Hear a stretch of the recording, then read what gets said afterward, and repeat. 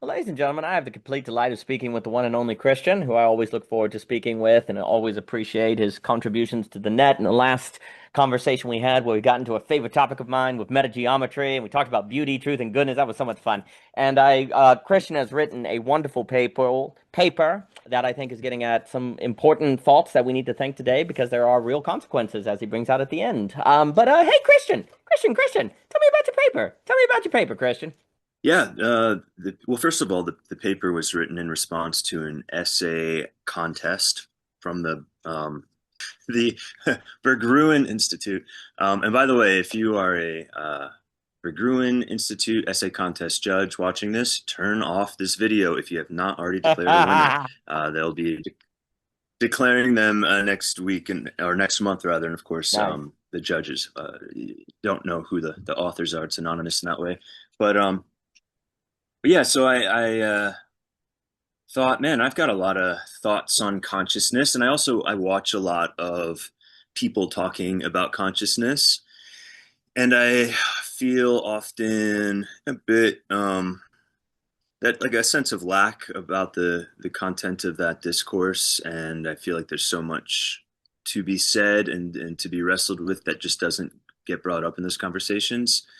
Um, and there was just some, maybe not so essential things, but novel thoughts I've had over the years. And anyways, I just thought, all right, this is an opportunity for me to sit down and put everything together and yeah, see what I can fit into 10,000 words in a deadline too, which was really great.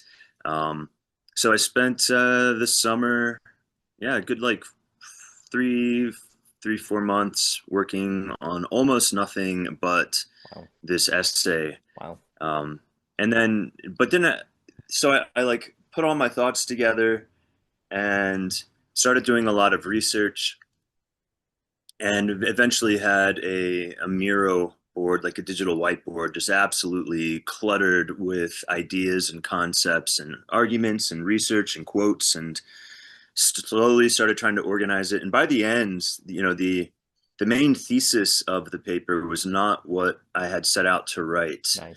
It Yeah. kind of came together as I was trying to organize everything and starting to see like, things stick out at me. Um, and I would say I had already written about half the paper before I decided to title it Qualingua. That was just going to be like one thing of many. But once that came up, I was like, ah, man, this seems like the most maybe the most helpful but also original thing I have to add to the conversation. Well, maybe it's helpful, original. I think the concept of triads, which we can get into, it's obviously not new, but like some of the syncretic work I do in bringing different philosophical traditions together in their kind of how they rhyme with each other in terms of triads, I think is unique. At least I haven't seen that before. But the qualingua, it it not only does it help to is it like an important piece in that picture I'm painting about triadic metaphysics, but it also helps to link it back to real life in a real way. It's how we use language. It's how not understanding the metaphysics of our language leads us to, let's say, create confusions in our own psychology, which then have very real social consequences in how we treat each other and just the nature of society in general. But anyway, so it just seemed like a nice central point to bring everything together. But what is Qualingua? I don't know. I don't want to just start trying to summarize 10,000 words, I guess, but yeah, maybe you can help me by pulling on a thread.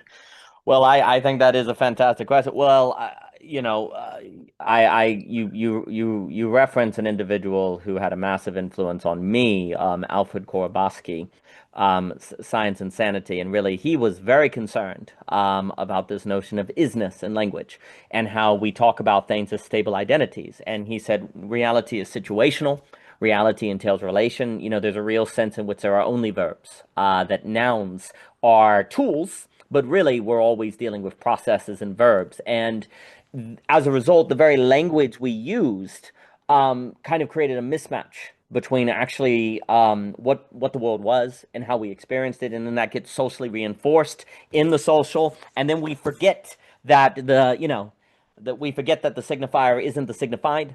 We forget that the noun is simply a tool to get at verbs. Because if we don't have anything stable, then we're overwhelmed and we can't function. Really, the notion of nouns is a social technology. It's really for social coordination. Kind of like the clock. You invent the clock. Is it really noon right now? No, those are numbers that we use in order to make possible meetings at the same time. It's really a coordination mechanism, right? Which, of course, brings the problem of forgetting that the clock isn't time. You get so used to clock time that you forget that there's this deeper time that is in operation, right? You could think Bergson, creative time, Whitehead, all of these different notions. And how actually with time, it becomes very difficult to be present in time because you get so habituated to clock time that you forget about it. Right? So it goes with language. You get so used to language as suggesting stable identity, nouns, and stuff like that, that you actually forget that no, these aren't the experiences themselves. This is not what the things are. These are simply ways of getting at the things. But of course, then I think what you're pointing out, and I'd love you to say more on qua lingua. And it always is a fun challenge to bring together 10,000. Walker Percy was like, no, I think someone asked William Faulkner. They asked him for like the meaning of sound and fury, and he's like, sound and fury, like the meaning is the whole. Dang it, you can't summarize it. It is the whole thing that you have to experience. So that's always fun. But on this kind of idea of then we get very habituated to using a social convention by which to coordinate reality. And then we use that social convention to understand consciousness, or to use that social convention to understand our very means of understanding, which then, of course, reduces it in terms of the social convention. And then, unfortunately, in that reduction, you forget that you did that reduction, and therefore there is no reduction. And then that social convention becomes the very basis by which you engage in the conversation. And once that occurs, you can't actually get at the thing. You can't actually have a constructive discussion about it because you've already been pulled into the convention that the consciousness made in order to coordinate with other people, but it is not actually knowable in that way by that convention. And yet, nevertheless, we have to work with language. That's always the Korbosky problem, right? Like you have to deal with the tension of isness, the tension of identity. And yet the very act of doing it can set you up to have a misunderstanding that can lead to all sorts of, well, for him, insanity, really. He thought it would lead to a mental health crisis. If everyone is using, he thought the stakes were very high. Like it sounds like an abstract philosophical problem. But he's like, no, no, no, no, no. If we don't get this straight, it will cause mental health problems. If we don't understand that there are no things, only situations, processes, then we will suffer mentally. And that you could say, I think, is, you bring out ethical questions in the book that emerge from the question of consciousness. This stuff has stakes. If you forget that we're using a social convention, which doesn't mean it's false. I mean, that's very important. A convention does not mean it's false. It doesn't mean it has no role, but it means you need to never forget that it is incomplete, right? It has a function, but it leaves things out. The map is not the territory, but that doesn't mean you don't need the map, right? He invented that phrase, that the map is not the territory. Yeah. You need the map. You absolutely need the map. The issue is how to use the map in a manner that you don't get habituated out into forgetting the territory, right? But I'll throw it back to you on this question of saying more about qua lingua. But the stakes are just very high. If these things seem like they don't matter, but actually they matter very, very much. And I would argue that actually what Korbosky said would occur, that there'd be a mental health crisis, actually has come to pass. Now one would have to do the argument to show the relation to these things. But so far it does not seem like he was in the wrong. But anything you'd like to talk about based on that, or quad lingua in general, I'll throw it back at you, Christian. Yeah, I mean, I think the map is not the territory is one of the central things that I'm trying to get across. But the way I'm specifically framing it is about a fundamental kind of, if you'd like, a metaphysical confusion in our language, where it's not just that. Well, in some sense, it kind of wants to get into the nuts and bolts of why the map is not the territory, and when not realizing the map is not the territory, or let's say like it, if we understand that the map is not the territory, it helps us to understand exactly the way in which it is not the Yes. territory. Um, and because it doesn't help us too much just to say it's not the Right. territory, because then all right. So and the way I do that is I build an argument about metaphysics, and this I try to create a bit of a narrative structure in tracing just a very few major pieces of insight throughout Western philosophy. Obviously, I'm like touching 1% of philosophy, but trying to get to the core, a lot of the core questions. But specifically the question of uh, ontology and epistemology in at its most basic. Like, what's if we get to like the fundamentals of epistemology and ontology, what are we dealing with? And I basically say that there's a good case to be made for a triadic foundation. Um, and I kind of weave a few different things together, and I take the typical mind body dualism, and first of all, I problematize materialism, or physicalism, if you'd like. I problematize idealism. I don't really get into the problems of what. Well, there's like a popular train today of people thinking like maybe the universe is math, right? It's just like, or it's a wave function, right? Um, and uh, I don't dive into that too much, but that's another thing. So I kind of take these three most common fundamental assumptions and say that these are actually the three kind of primary colors, if you will, of how we understand at least reality, if not reality itself. I remain kind of a Mysterian on any like final claims about what it all is. So that's kind of that undergirds everything. Is a what I think is a necessary intellectual humility, and I put forward some arguments about why trying to make totalizing claims is just impossible, and how it gets you into either modes of confusion or infinite regress. Um, so I lay out a little bit of an argument there about, when you try to talk about something, you're creating a subject. Once you start to say anything about it, you are dividing that subject into at least two or three things, right? What do I have to say about the meaning of a rock? To simply say the word rock does nothing for me.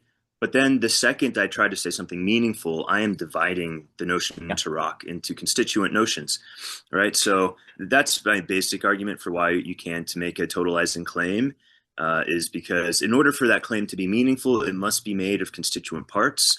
Each of those constituent parts represents its own subject. And then if you try to fit the totality back within any of those constituent parts, you're going to create a problem of infinite regress, right? Like I can't. You'll either create like a circular argument, like, well, what is it about the rock? It's the hardness. Well, what's about hardness is rockness, right? It's all rock hardness at the end of the day. But what is rock? Oh, that's just a rock, right? So you can't. As far as I can tell, you say it's all X at the end of the day. I mean, you can say it's all reality, or you can just say it all is all, or whatever. You can have a word that kind of signifies totality. But again, once you start trying to give meaning to that, in conceptual meaning specifically, right? You could make an argument that you might have some kind of direct understanding of the totality, this transcendental, let's say you meditate for 10 years on a mountain, and like you understood the totality or something like this. But once you start to create any kind of conceptual meaning to say this is what it is, blah, blah, blah, blah, blah, Right. then you can no longer fit that totality back into any of the parts, right? Um, and so what I say is once you try to say something like, it's all a wave function, or it's all particles, or it's all natural laws, or something like this, all of those things you're saying it is are descriptions of it. And once you give one description, that it implies that you're not covering the whole thing, right? Uh, because you're describing an aspect, and an aspect only has meaning in contrast to whatever it's not, or um, right. Like in order to explain hardness of a rock, I have to have this notion of softness, that which is not hard, right? Um, and furthermore, if for in order for hardness to be meaningful, it has to distinguish itself somehow, right? Um, so if it's not distinguishing itself, I'm just saying rockness with another word, and so I haven't explained anything. But if I do distinguish it, I am creating the notion that there's something which is not like it, right? It's so so again, once you describe, you can then not then fit the totality back into any constituent part of the description. So that's like the basic thesis for saying you have to kind of have a certain pluralistic metaphysics. But then I make a very long argument about why it can't simply be a dualistic metaphysics. And the most common one we'll be familiar with is like a mind-body dualism. Well, you've got mental reality and consciousness phenomena, and then you've got like the material stuff. And a Western dualist typically believes that both of these are real. They are not the same. They're both part of reality. How they interact maybe is mysterious. We don't know. Does causality flow both ways? Is it purely epiphenomenal, this conscious stuff we have? Do we have is it the seat of free will? What is it about the brain that somehow links to it? These are like the deep the explanatory gap, right? But the dualist says they're both real, whereas the physicalist says only one, and the idealist says only the other. But there's I think there's when you add in the third component, which I use the term abstraction, but traditionally will be something like the transcendent or the ideal or the heavenly or the limitless, whatever. Um, then you notice that there are technically three dualisms. And I don't cover this in my essay, but I would say a lot of physicists are essentially a different kind of dualist, right? It's shut up and calculatism, right? Where they say, you know what, general relativity works when you're doing that kind of physics, and quantum mechanics works when you're doing that kind of physics, right? You can work in the realm of pure math, or you can work in the realm of things that are bound by the laws of gravity and particles and whatnot. And we'll hold them both as provisionally true. It's a bit more agnostic than true dualism, but in practical terms they are dualists in this way, unless of course they decide it must be one or the other. And those are the types of people you'll typically see talking on YouTube videos, because those are the most interesting people to talk to, because they have an argument to make, and then someone has an argument to make back against them. So that's where the fun friction and fireworks happens intellectually. But actually, I think there's a great number of dualists, so to speak, but they're not mind-body dualists. They are more like physicalism, mathematicism dualists. Then, if you go to the Eastern traditions, there's another dualism, which we don't normally talk about in the West so much. But if you're into Eastern studies, you'll probably be familiar with it, or might be familiar with it. But this would be a mind ultimate dualism, right? So it can be kind of like Buddha was a quietist on whether there was an eternal soul, something about the self which was actually transcendent. But then if you look like the Samkhya traditions and others, some are going to say it's all witness, it's all the eternal, it's all God. You are God. There's nothing but God. Somehow the manifestations of the mind are just illusory, whatever that means. It's kind of as hard an argument to make as the materialist has to make about the reality of phenomena. But then there's others who will say, no, no, no, it's all really just mind stuff and manifestations of mind, and But then there's others who will say there's both, right? Somehow there's a part of us which is certainly ego and separate from the world, and materialization both mentally and physically is real. And there's another part of ourselves and everything which is just the ultimate and the witness. So they hold this fundamental duality of the one and the many. And one of the things I do in my paper is I say that the dualism that has the ultimate as one of its poles and the dualism that has information and mathematics on one of its poles, those are actually the same pole, right? And I call this abstraction. And so that's how I build my fundamental triad, and also do a little work in kind of connecting the horseshoe, so to speak, of that Eastern dualism and this Western physicist dualism, I should say, right? Like that move toward there's like the math, the whatever. That's the great wave function is kind of like Brahman, so to speak, or just this kind of unknowable but somehow imputable one of everything. So I that's like the fundamental metaphysics is what I call the abstract, and then the phenomena, which is like mental stuff, and then substance, which and this is my bespoke grammar to some extent, which is like physical matter, 3D space, all of that kind of thing. And then the final move that I do is I root this metaphysics in language, and this is where I'm getting like closer to Krabowski and Wittgenstein, and some of the Eastern traditions too, like Nagarjuna and the Jainists who have a philosophy that truth making is this kind of provisional and contingent thing, and no one has an ultimate say to the truth, right? We play language games, so to speak.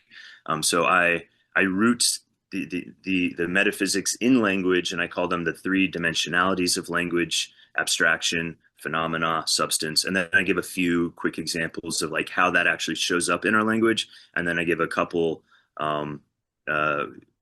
maybe literally just two examples of like how these dimensionalities work in language and how they can lead to confusion, where we might think that the one example I give in the essay that's ethically oriented is what I call the mistake of moral substance. So when I say my neighbor is evil, or whoever is evil or pure evil, right? That we can get this sense that like they are made out of evil or something, or their essence, the essence of who they are, is this kind of evil substance, right?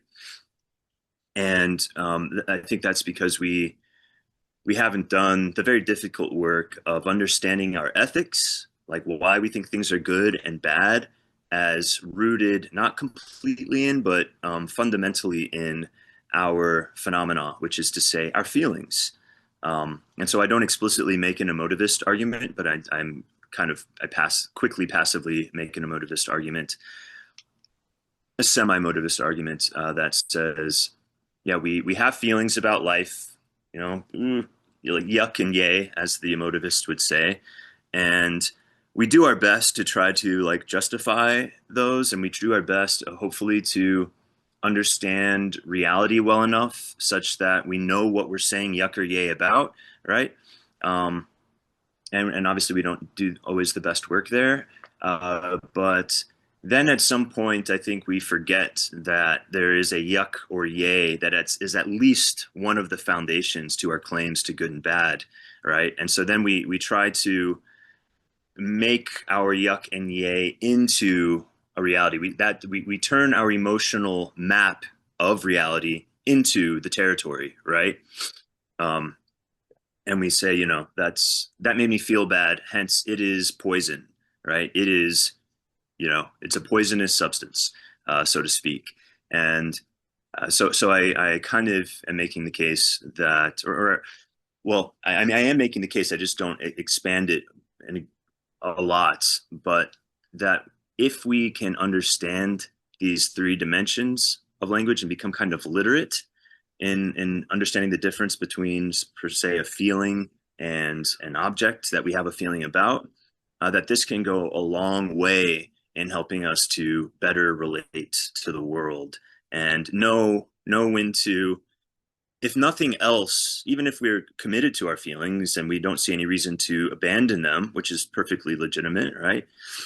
Yeah, your yay is your yay, and you're right. But to at least acknowledge that your yay is your yay, uh, at least keeps the door open for potentially changing your mind and not kind of painting over the reality that you're facing, right? Because once you, like, here's a common thing I see in politics, right? You think that the person on the other side of this political line in the sand is, one of the three things. They're evil, they're stupid, or they're crazy, right? Um, and the thing about someone being evil, stupid, or crazy is that means they have anything they say is probably wrong or suspect, and then also there's no use in talking to them, right? So right, and so now you've cut yourself off from conversation, so you're no longer learning things. And something I see is that people are then biased against anything that that person might say.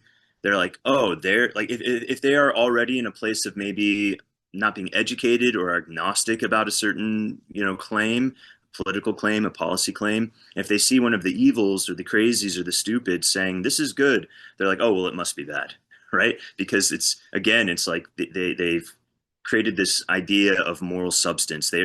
People literally use the term demonic, right? It's more of you'll hear it more on the religious fundamentalist side, but you'll hear it on the other side too, just evil, stupid more often, just dumb and whatever, soulless, something like this. So it's like, why would you trust anything that you find in the trash can?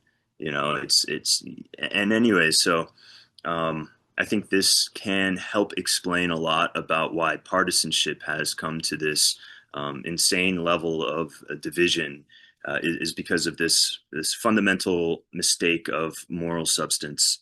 But that's a lot for you.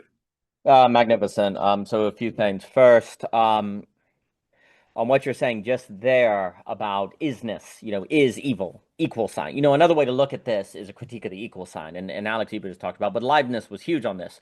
There is nothing in nature that is equal to one another. The equal sign does not exist. There's likeness, there's equivalence, but there's no equal sign. So the moment you use equal signs in your language, isness, you're in trouble, right? Because you're going to say a thing is that. But you've already pointed out that you can't talk about isness ultimately, because the moment you talk about it, you're adding something, right? And I really like how you described that. It would be another topic, but for me, like what Korobowski inspired, because he was critiquing A is A logic, simple identity, right? And for me, like the moment I say I know what a cat is by the word cat, which it is not the word cat, right? So I know a thing by what it is not, and also the moment I say cat, well, that's how it is to me. But of course, there's a lot it's made out of, and there's more to it, et cetera, so forth. So the funny thing is, like, ultimately what it got for me is that A equals A must, if it means anything, mean A does not equal A in parentheses equals A does not equal A in parentheses without B. And the B, I think, is the abstraction that you're getting at. The B is a certain towardness that we have. So, you have this idea that A is A to be meaningful must actually be more something like A does not equal A equals A does not equal A without B. And the B is actually the pure substance. The A equals A. That actually is a stable identity. But it is always without that. But actually, the way we know things is by a failure to know them in their isness toward the effort of knowing them, right? But it's an ever effort that is never complete, right? You're always kind of failing. And so I think that's very, very important. It makes me think of toward the end of your paper where you were speaking about the common existential condition, right? And basically, for me, like what you're describing there of the inability of isness, because you always have that problem, right? Like the materialist, when you start saying, and Newton was on this, and that other guy was saying this the other day. When Newton is like, I can describe gravity. Oh, but I don't know, that I don't know what it is. He's like, that's all materialism. Like the issue with materialism as a philosophy is you are saying a thing is its description. Like if I can describe it, then we know what it is, right? If I can tell you what gravity does, then I see this activity in nature, therefore I can tell you gravity exists. Yes, I can tell you what gravity, I can say that there is this description called gravity that is useful, but if you ask me what gravity is, Well, I have no idea. Like, likewise, you can say everything's Right. material, but if I ask you what's material, oh, I don't know. Right? So that's the fundamental problem you have, right? Is like you actually can never get it. Well, to me, it points to the possibility of, it's toward the end, and I'm very, I think I strongly agree, that actually this points to the possibility of a common existential condition of the inability actually to say what a thing is. Well, that actually can be an apathetic, a no thingness in the Kyoto school that we can actually always circle, right? It has to say something bold, it has to be something like that. If not, we're stuck in goodness. These vectors of the good, as Jock can say, and you get into this it just it all fights forever, right? Because people reify their feeling of the good, yuck or yay, right? And then politics is over, right? Like you have to have another, and we talked about before, beauty, et cetera. So like right now we're in huge trouble because we're stuck in goodness. But goodness, good and evil, is a language of equal sign. That's the other problem. Like it's an identification of isness. And you see, as long as there's a metaphysic of isness in the background of our ethics, we're in huge trouble. As opposed to actually talking about the good and the bad more geometrically, actually, in terms of a motion and a movement. What's good helps us orbit the lack, the common existential condition, the no thingness, and what's bad is what keeps us from doing that, right? That's very different because you're using the language of good and evil not to say what is good and evil, but to give a certain directionality to the discourse, a certain directionality to how we relate to one another, right? Are we orbiting the no thingness? Are we orbiting the problem that we have to function with an understanding of the world around us, but whatever understanding we have is not the fullness of it? Is that the discourse we're having? Because again, if not, we're doomed. Like, political discourse, social discourse is doomed, and Korbosky is absolutely gesturing in that direction. So I really appreciate what you were saying. I think also I really appreciate in the paper the survey, quote unquote, going through the metaphysics. You talk about the great purse.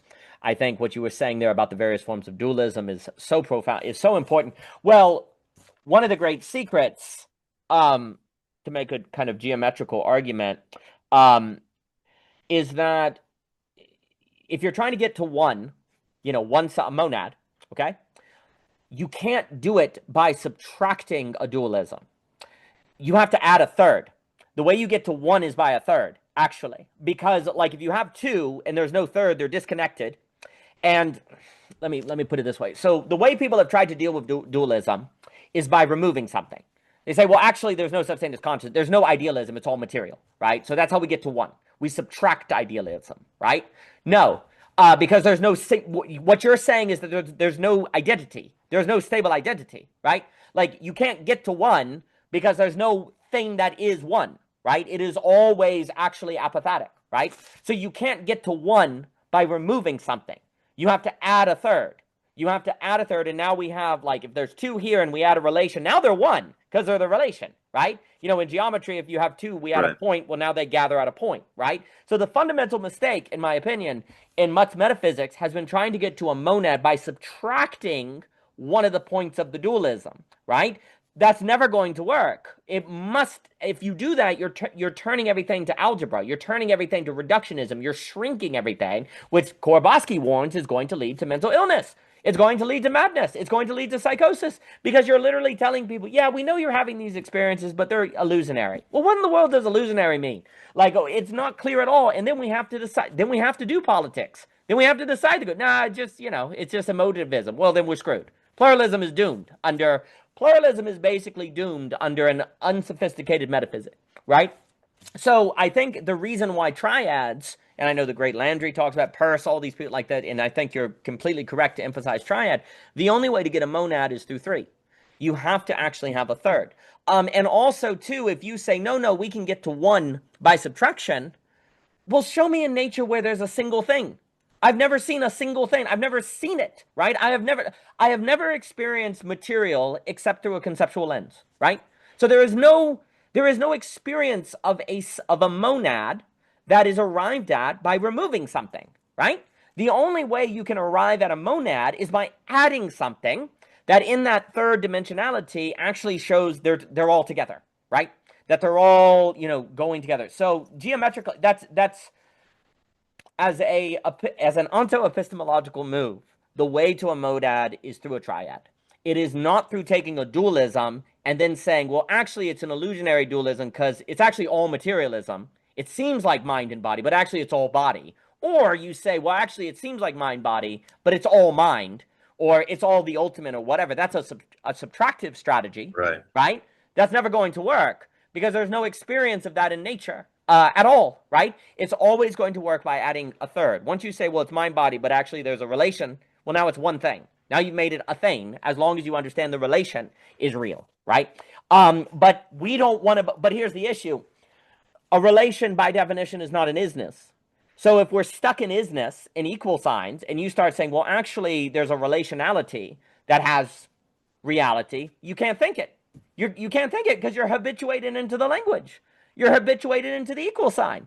And so you're in trouble, right? You're habituated into algebra versus geometry, so you can't make sense to it. So I think everything you were saying, I have a lot of notes, but I think everything you're saying is so important. I suppose I would love you to say maybe, because you talk about the triple point, if you'd like to discuss that. You also bring up Penrose, who I think is very fascinating, toward what you're talking about. But I'd be curious, any thoughts on anything I've said so far? Yeah, Penrose, not many people know this, but he had a three worlds kind of cosmology. Although he does say, of course, there's only one world at the end of the day, but there's this kind of tripartite or triadic way of understanding it.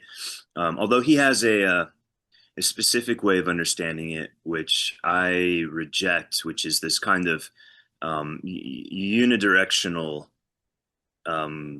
causality, where I think he begins with the ideal world, kind of like the heaven, and then the let me make sure I'm having this correctly. Yes, ideal world creates the physical world. Physical world then creates the mental world. So there's a kind of an emergentism there. But then the mental world touches back upon the ideal world. And so he kind of says, we humans, because we are conscious, can kind of access the phenomenal world. And then we are then helping to, bring the world into being via the ideal, right? Um, and I don't buy that because the emergentism demands that at first there was just the one, and my argument is no, there must have always, always, always been the three, right? And so I kind of refuse any hierarchies or kind of unidirectional causalities there. But Penrose and Pierce also. I mean, I could talk for a long time about Pierce. He's I think that did the most work on triadic metaphysics in the West, easily. But even back to Plato, or was it Plato or Aristotle who said wherever there's two, there must be a third, right?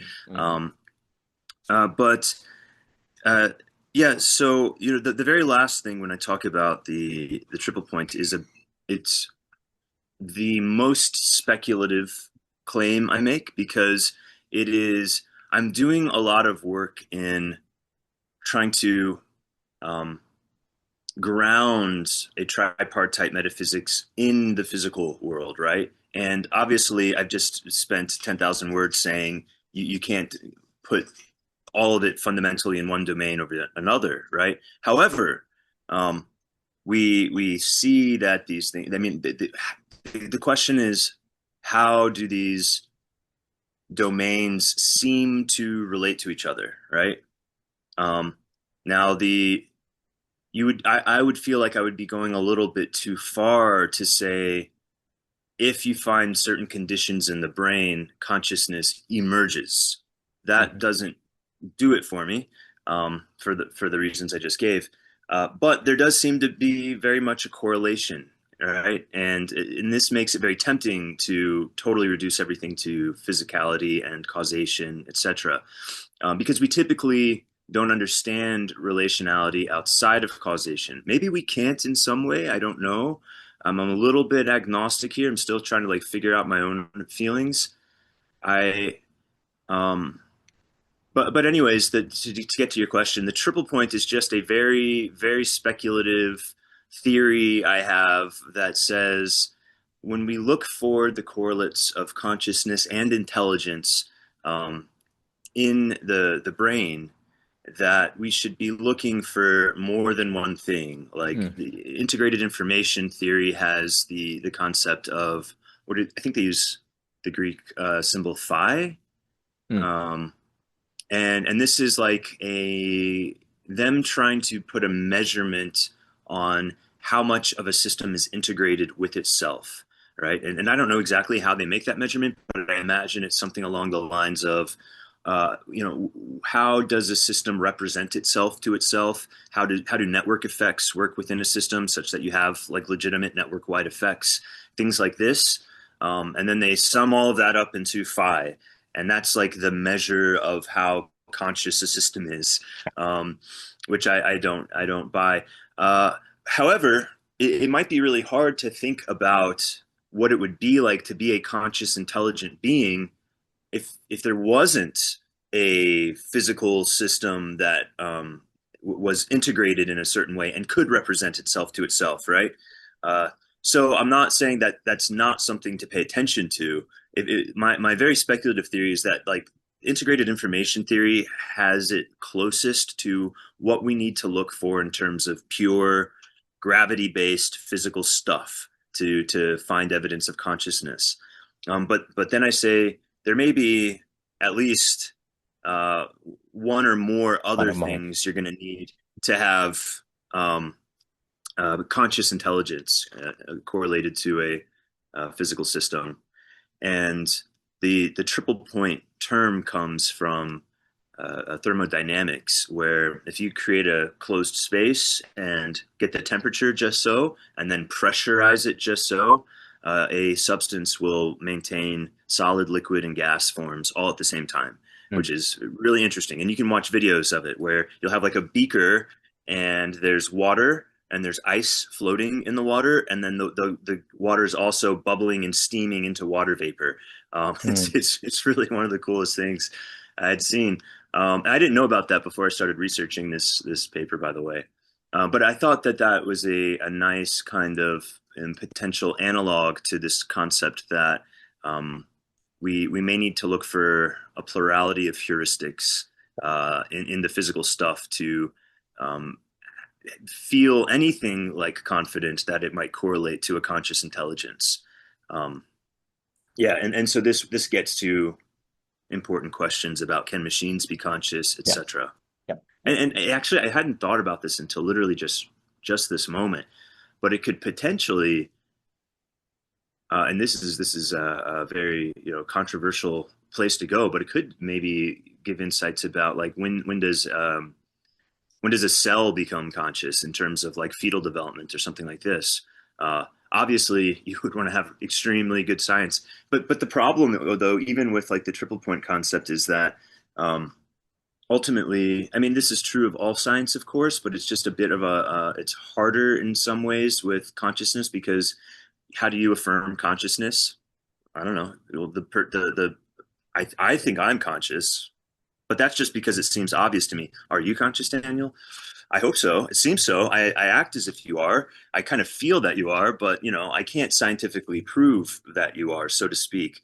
Um, so the scientific work that would need to be done to build this theory of what I call the medium problem of consciousness, which Mhm. is what are the sufficient and necessary um, uh, conditions for a brain to correlate to conscious intelligence, it is going to rely on stuff that in a certain way is unfalsifiable. I mean, it's you can't hold it in your hands, you can't put it in a particle collider.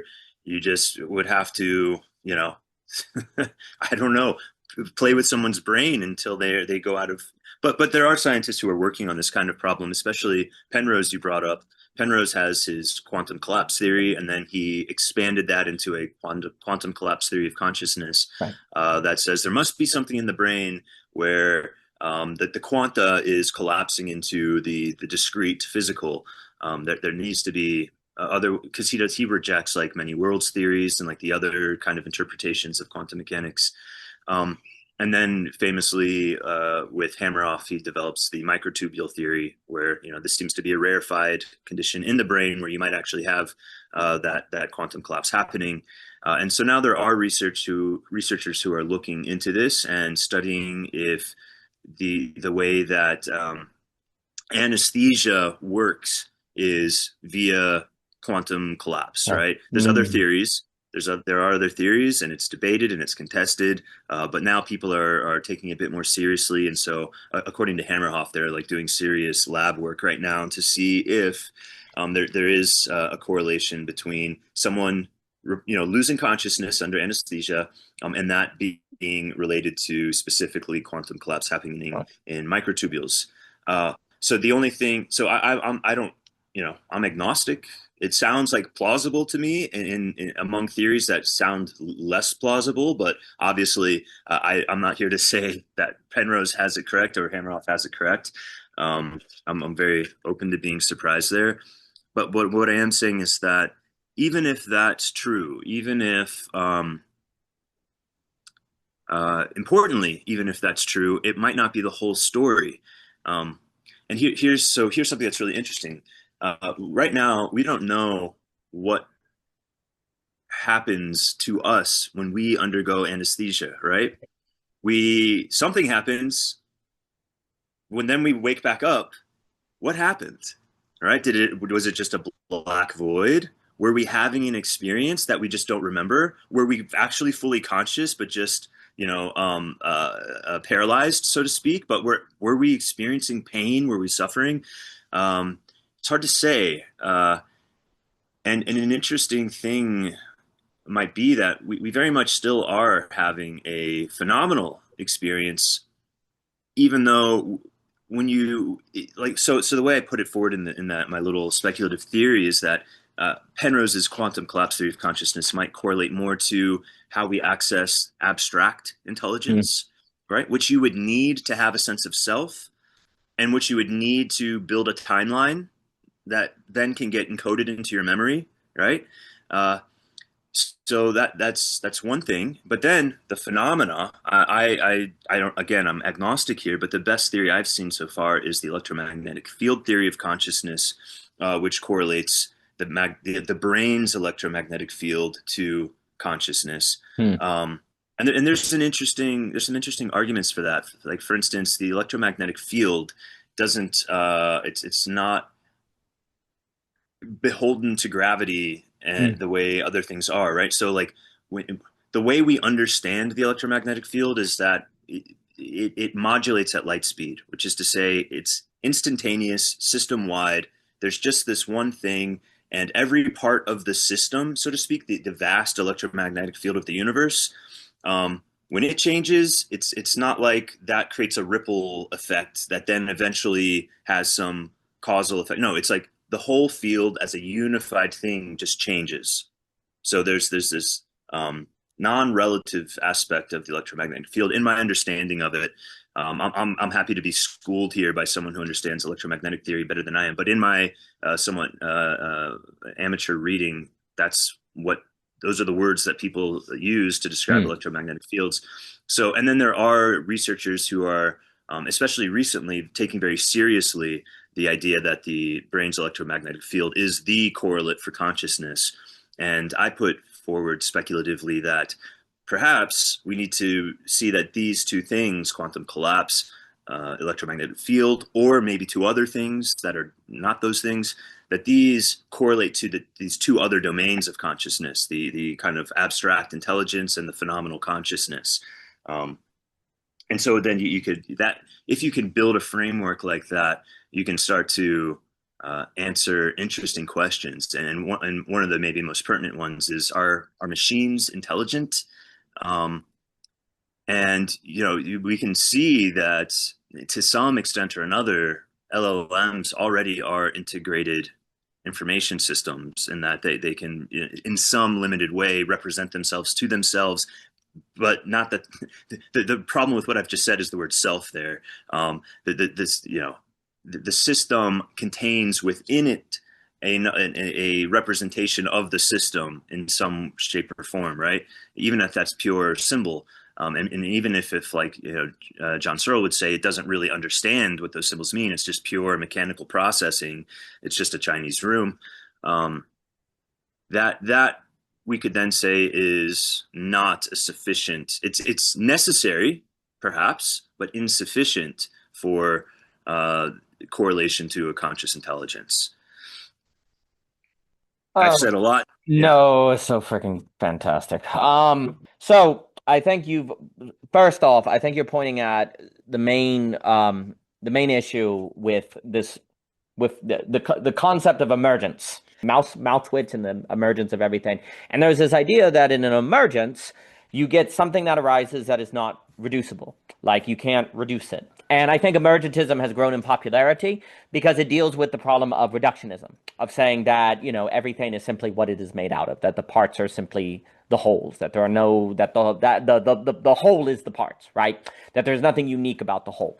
And certainly we know emergentism exists. We've observed emergentism. It has a very useful role, and it certainly can be a corrective against forms of reductionism. But now we have an issue because what is the mechanism of emergentism, right? So to say something very bold that I think you've been pointing to, I'm of the opinion that the only way to get a monism is if it's triads all the way down. Because the only way to get one is if it's all three.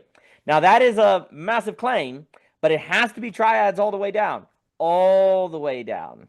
I really like the triple point because for me, it's a way to frame the problem of thinking of consciousness itself as being triadic, not merely triads being what describes that which consciousness experiences, right? Like it's starting to give a sort of theory that is not merely saying that mind emerges from matter, which that seems to be a description, but actually we run into the same problem with the materialist. If I say it's all, well, what is emergence though? Like, what is it, right? Like, you have that problem, right? And if you start saying, well, it is irreducible to what came before it, well, then there's almost a new dualism. And if I want to try to describe this, there's a dualism between the reducible and the irreducible, right? Like, there's kind of two substances, right? There's a new kind of thing that arises, right? Which then runs the risk of how do you describe it as a monad then? And in what sense is a monad? If things can be created which are not reducible, then how is it one substance, right? How is it all a single substance? There's a way in which if it's irreducible, it must not be. How does it relate? Like in what sense does it relate, right? Like it would not be able to relate because it doesn't exactly have the same qualities of relation, right? So the issue that you start getting is emergence runs the risk of suggesting the impossibility of relation. And if you don't really have relation, then how do you have a monad? You're actually getting some sort of multi-substance that is arising. You say, no, it's not multi-substance. It's all, well, then the emergence itself is the substance, I suppose. Like the emergence is actually the prime thing. And then you have to say that it's maybe time space or something like that, right? But then of course the question is, all right, all fine and good, but then how is emergence a triad in of itself? Because the only way it can exist is if it actually has a triadic structure in it, right? So you end up in all of these different issues. So emergentism for me indeed helps the problem of reductionism, and I do think it opens fields. And Lung will talk about vector theory, where I'm not trying to explain how the mind operates according to the laws of chemistry, because chemistry behaves radically differently than physics. Biology behaves different than chemistry. You don't have combustion in the same way, so it becomes a very useful tool to kind of separating vectors by which you can describe things. But then the question is, how does each one of these, what's the matrix? What emerges to these vectors? How do these vectors arise, right? And it is absolutely the case that there is a description of reality that the term emergentism accurately captures.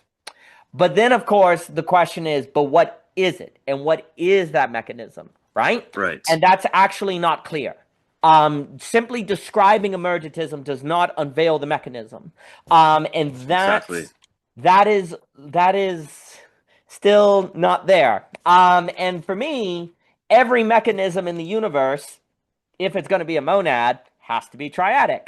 And so the question is, what is the triadic mechanism of emergentism that would occur, right? Um, and then emergentism is a description of something that is actually monadic. And in that sense, the interesting thing is in a triad, you avoid even the having to worry about reduction. Because the moment you start talking about reducible or irreducible, isn't that a kind of dichotomy, right? That's a kind of algebra. That's a kind of either or in its logic, right? Geometry doesn't really get captured in the language of irreducible or reducible, right? Like it is that metageometry is the term I just want to use, right? Like if I say, well, a triangle is reducible to what? What points, lines? It's no longer a triangle, right? It is the structure. The structure is itself, right? And so it's not really, you can't really talk about, when you talk about geometry, reductionism or irreductibility, right? Like if it is a triangle, then it has lines in a certain way and points, like it has characteristics. And if I say, well, what is a triangle made out of? It's either there or not. Like it's not really, it's either apprehended as such or not, right? So you start moving beyond the language of kind of irreducible, but that means there has to be, well, it has to be triadic in order to be this kind of monad that is in operation. And to me, the language of the triple point becomes so useful because it's this notion of this dimension, like you're saying, the three are actually creating this effect. I wanted to read that paragraph because I really like how you talk about it.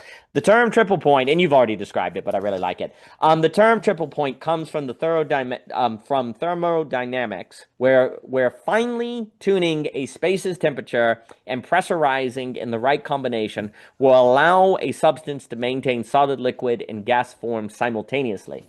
Either condition alone cannot produce this effect. So there's a kind of emergent. There's an irreducibility there. You're capturing it, but it's not the mechanism itself is the triple point. So, either condition alone can, so we said that conscious intelligence may likewise depend upon a triple point of confluences in the brain which afford access to all three dimensions of knowing. I think this is really good. I think that's actually getting at something because if I just simply say the mind emerges, from what? What's the mechanism, right? Yeah. And it's not clear at all. Let me pause because I've said a lot before. Because the next paragraph where you talk about the next kind of direction to go through, I'd be curious any thoughts coming to mind. Yeah, I think one thing I've been thinking about since I wrote the paper that maybe helps to get at this kind of the abstract aspect of all of this is so I use that example in the circle of a circle when I am arguing for triadism about in order to understand the concept of a circle you need negative space, positive space, some type of Right. contrast of color, and then but then there has to be a specific way in which the positive and negative space relate to each other, and that Right. might be what we call the outline of the circle. Yeah. But something interesting to think about is that outline, right?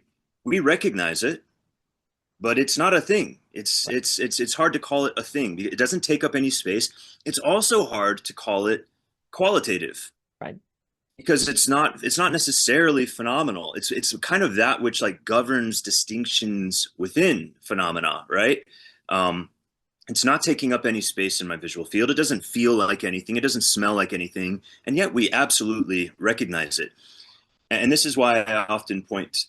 I don't go into this argument because it's a very hard and long argument to make, where I relate the abstract dimension to a kind of a one dimensionality, the way like a line is one dimensional.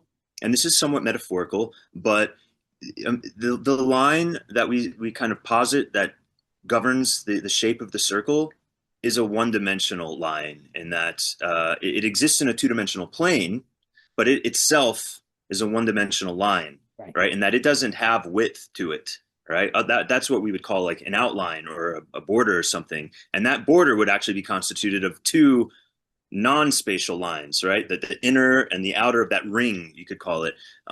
So this is really interesting, and it's just one like kind of easy way to see where what we kind of point to when we talk about patterning and form and stuff like this like how do we recognize it? It seems to be afforded by this like one dimensionality, which again, it's not physical stuff, it's not phenomenal stuff, but it allows us to make distinctions. And Plato, interestingly, I think pointed at this so long ago. He had a tripartite metaphysics when he says you get the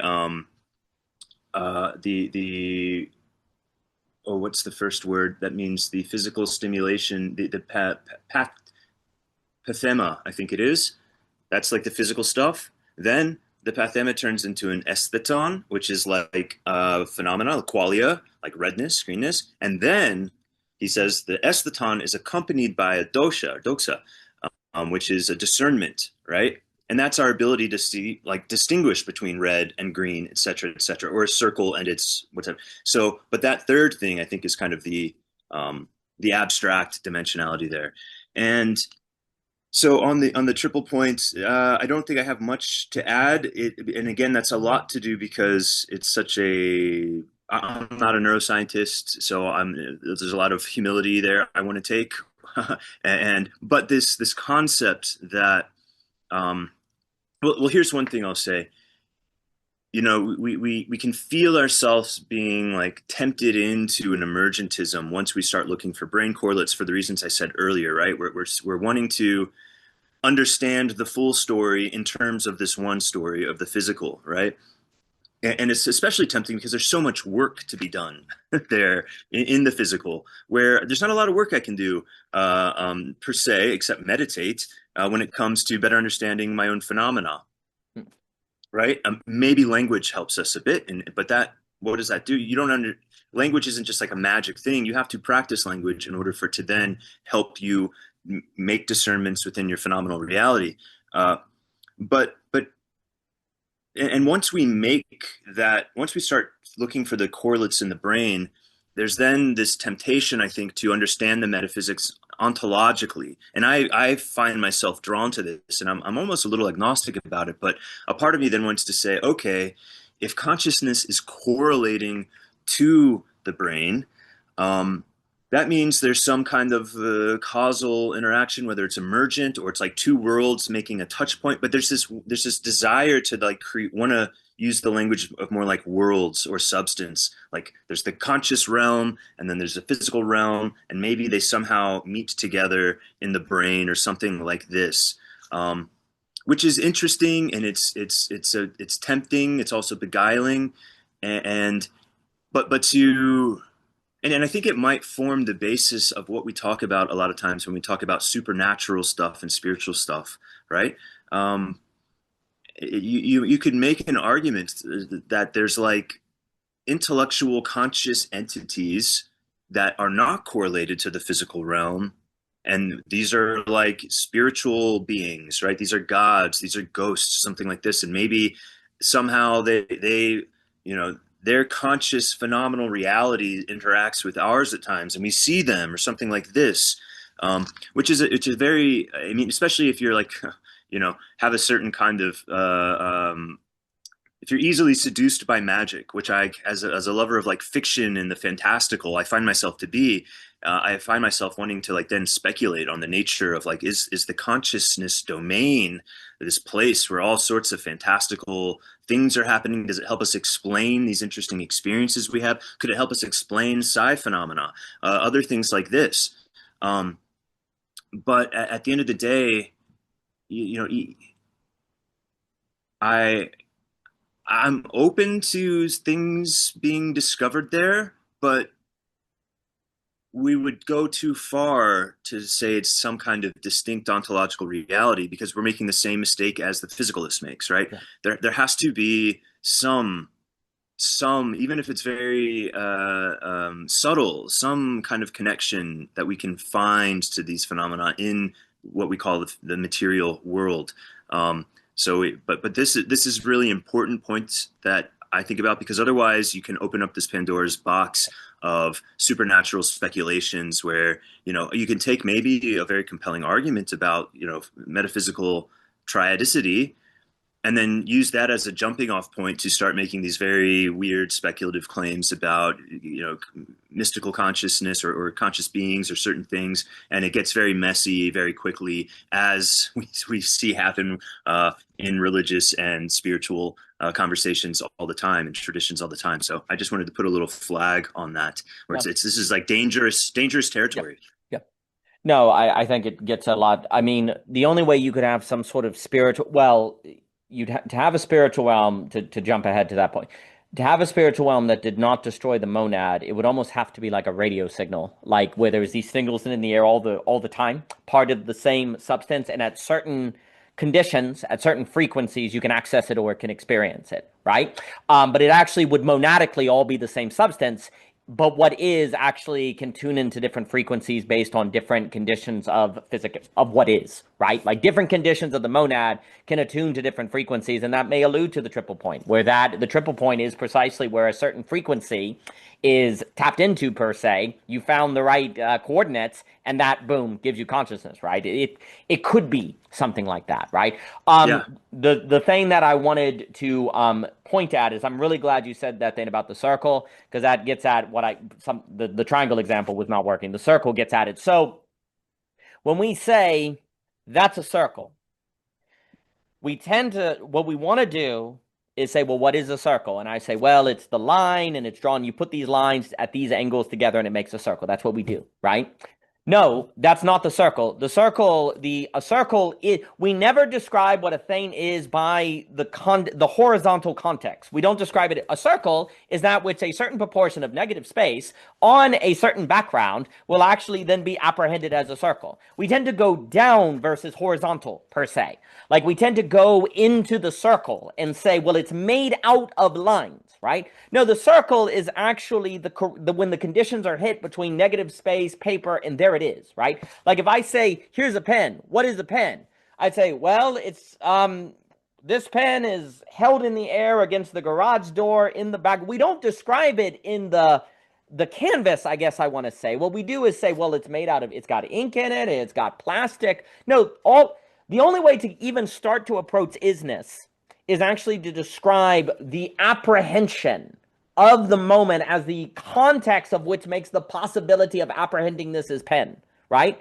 But what we actually start doing is describing things that aren't present, like plastic, and they're like sheets of plastic that we're going to circle into a pen, or ink or something. We start describing things that aren't here to describe what this is, and we say it's a pen.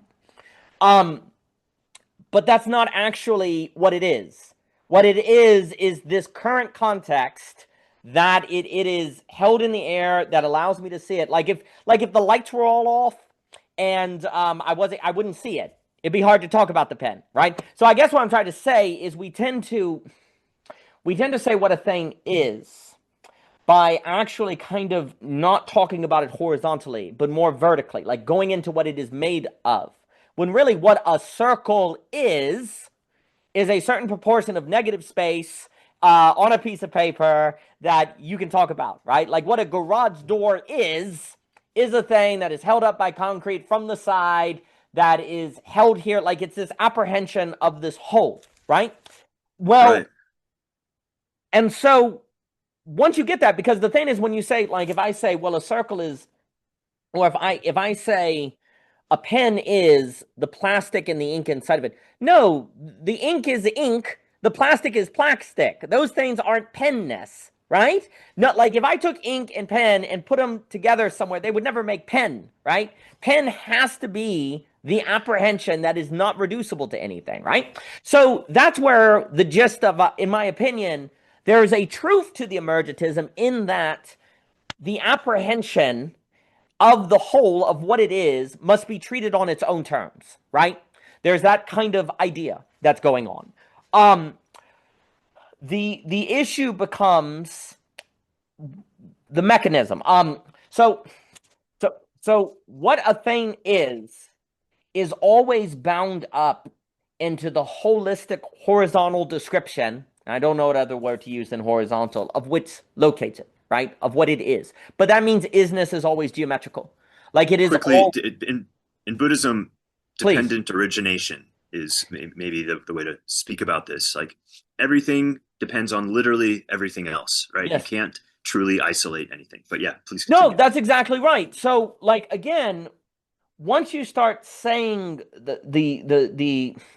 once you start saying that, something like biology is just chemistry. No, it isn't, because biology is the particular whole context of biology, right? Like you can't just reduce it into parts. If another way to put it, I guess, is what I want to say, if chemistry relative to chemistry produced a bunny, chemistry would experience chemistry. It would never experience bunniness per se. You see, like to chemistry, you would only experience a bunny as an assortment of chemistry, right? So, like, chemistry cannot experience bunny as biology. It must experience it as chemistry, right? Like, it will never ever say, oh, well, a bunny is, biology that is irreducible to us. Chemistry will never experience the bunny as something that is irreducible to it, because it will only experience chemistry, right? So, likewise, physics will only ever experience chemistry, and I'm using those vectors from Bart. Like physics will only ever experience chemistry as physics. It won't experience it as chemistry. It will experience it as physics that is manifesting in quote unquote chemicals that it won't even use the word chemical for. And I know I'm using conscious description to describe different vectors that would not have conscious description. But that's actually kind of the point, is like once I am in consciousness, mind or whatever, I can't experience chemistry as chemistry. I have to actually always be bringing it into my apprehension by which to get at it, right? And so that means that isness always has to be taking in the whole apprehension. And the moment I go down, I've gone in the wrong direction, because it's not possible to experience down. And things can't be what they are down or vertically. They have to be the whole. So that kind of dependency is very, very good. The question becomes, like, what you're saying with the triple point, is there has to be a certain condition of materiality that creates the whole of the circle that then is there in all at once. So I guess what I want it, because in the same way that the negative space and all, it all has to be there, boom, there it is. It has to be there whole all at once. But this is, I Right. guess, what I'm trying to say is that Imagine, like, if you were to try to take the negative space away from the circle yes, and say, here's ingredient number one. No, yes, it's already has the circle in it, right? It's yeah. that's it. Because the moment you start saying that the circle is made up of the negative space and it is made up of the line, no, it is, like, you can't remove the negative space. You can't remove the line. That make it all has to be there, which will then create the whole of the circle that will seem like you could remove the negative space. That will seem like you could remove the lines, and then you can thus make the mistake of treating them as separate. But no, it is the whole, right? At that Yeah. very particular radio frequency, at that very particular condition, right?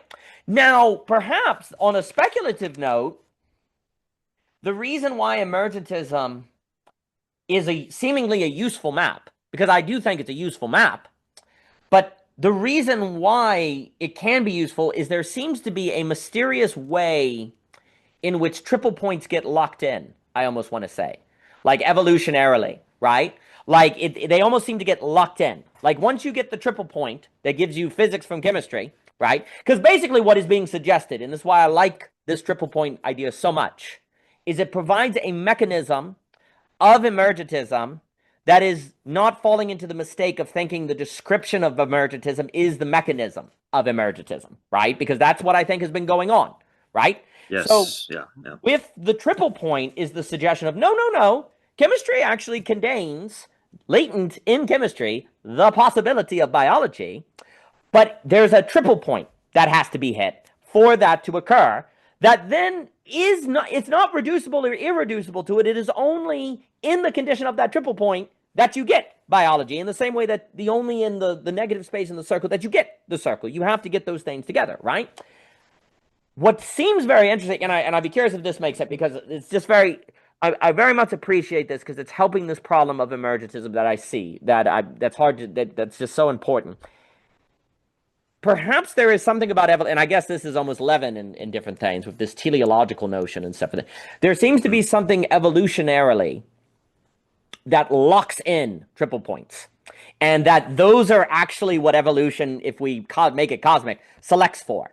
Like actually, it is selecting for triple points, right? And it is trying to lock them in, which then creates the effect of total otherness, right? But actually, it's just because it gets locked in almost. Like it gets locked. Now, of course, the question is how does it get locked and why does it get locked and et cetera and so forth. But Sure. is that making sense of what I'm throwing at? Because I'll stop there for a second. Yeah. Yeah. I mean, I think we'll probably agree that, when we say evolution is selecting for, Yeah, yeah, yeah, we're yeah, yeah. being loose with our words. Sure, Um, sure. but yeah, there's a question of like, why does this locking happen? Why do we tend to see persistence Yes, among what we would call triple points? yes. Um, and I think a basic reason is that you're going to let's remove consciousness out of the equation and just say you have an integrated physical system like a machine, an LLM, and it somehow has access to true like abstract um, intelligence, right? Which I actually am very skeptical that you can have that without phenomenal Sure. consciousness, like for all the reasons we've been talking about. But let's just, for the sake of it, say something like that. Well, its ability to conceptualize itself is now much, much stronger because it has this access that's almost magical to intrinsic meaning, right? Which means it doesn't have to, like, my brain does not have to create, like, literally etch little pictures into my mind, into the tissue of my brain to create a library of what things look like or words, etc. Right? Somehow, just the patterning of the neurons firing, etc., can be abstracted into whole concepts, right? And so it's like you have this database or this magical translation function that somehow can take patterning and translate it into a thing, and then these things can somehow interact. And this is why I think that we need consciousness to make sense of this theory. Somehow these things can interact and form a relation between them, which can then get translated back into an informational representation, etc. Right? So, and so then if we just think about autopoiesis, right, the Right. ability for a system to maintain itself, it's going to need to understand self and other. It's going to need to understand boundaries. It's going to need to understand different distinct objects, and it's so having the phenomenal and especially the abstract for a machine is going to allow it to autopoiesis better, so to speak. Um, where otherwise there's not any reason that a specific pattern like the instantiation of a human would persist, right? It would like this, it would just be particles at the whims of physical forces, and even if you create an intelligent machine, so to speak, or a language processing machine, it's because it lacks the ability for intrinsic meaning and for phenomenality. Uh, you might be able to equip it to persist for some amount of time, but it's just not going to be in nearly the place it would be if it had that access to intrinsic meaning and to phenomenal content. Um, just because, again, it's the processing power and the physical architecture needed to do what you would otherwise be able to do with the intelligence and consciousness is so much greater, right?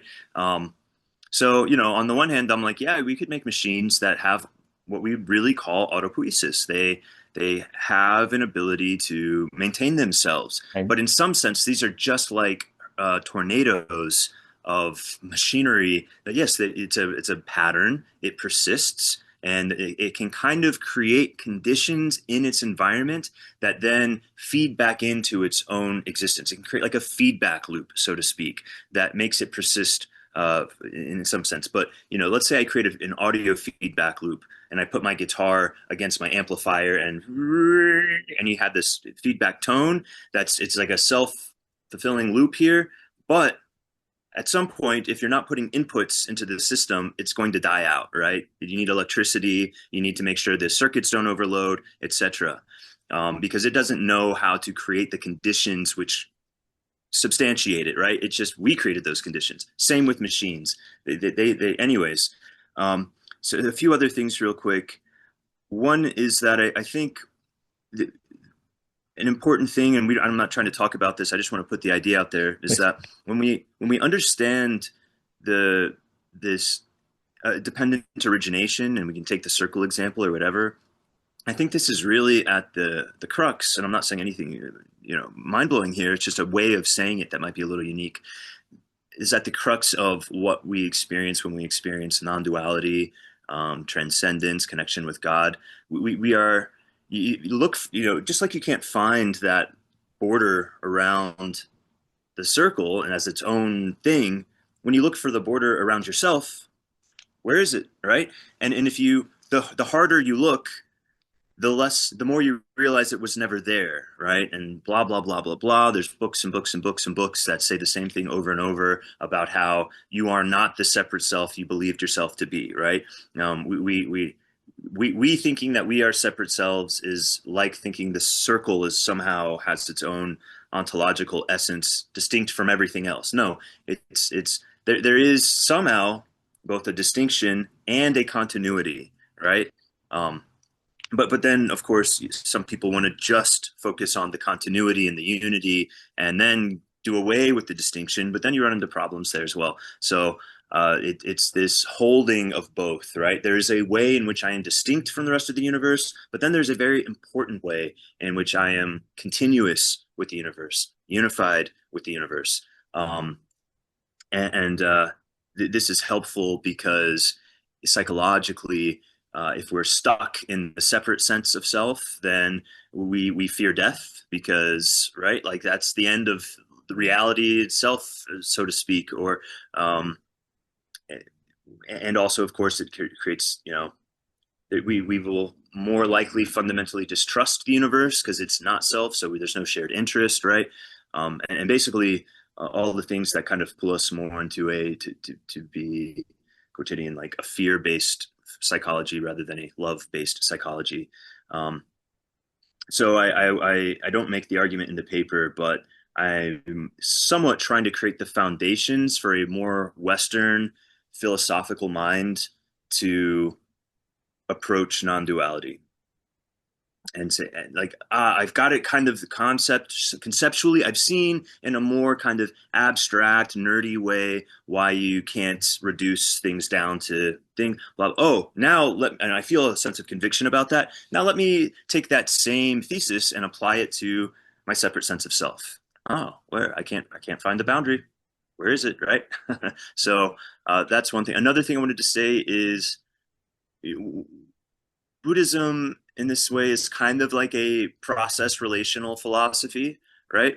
Where the Buddha is really pointing to relations rather than fundamental ontologies, and he's quietist on the question of the self.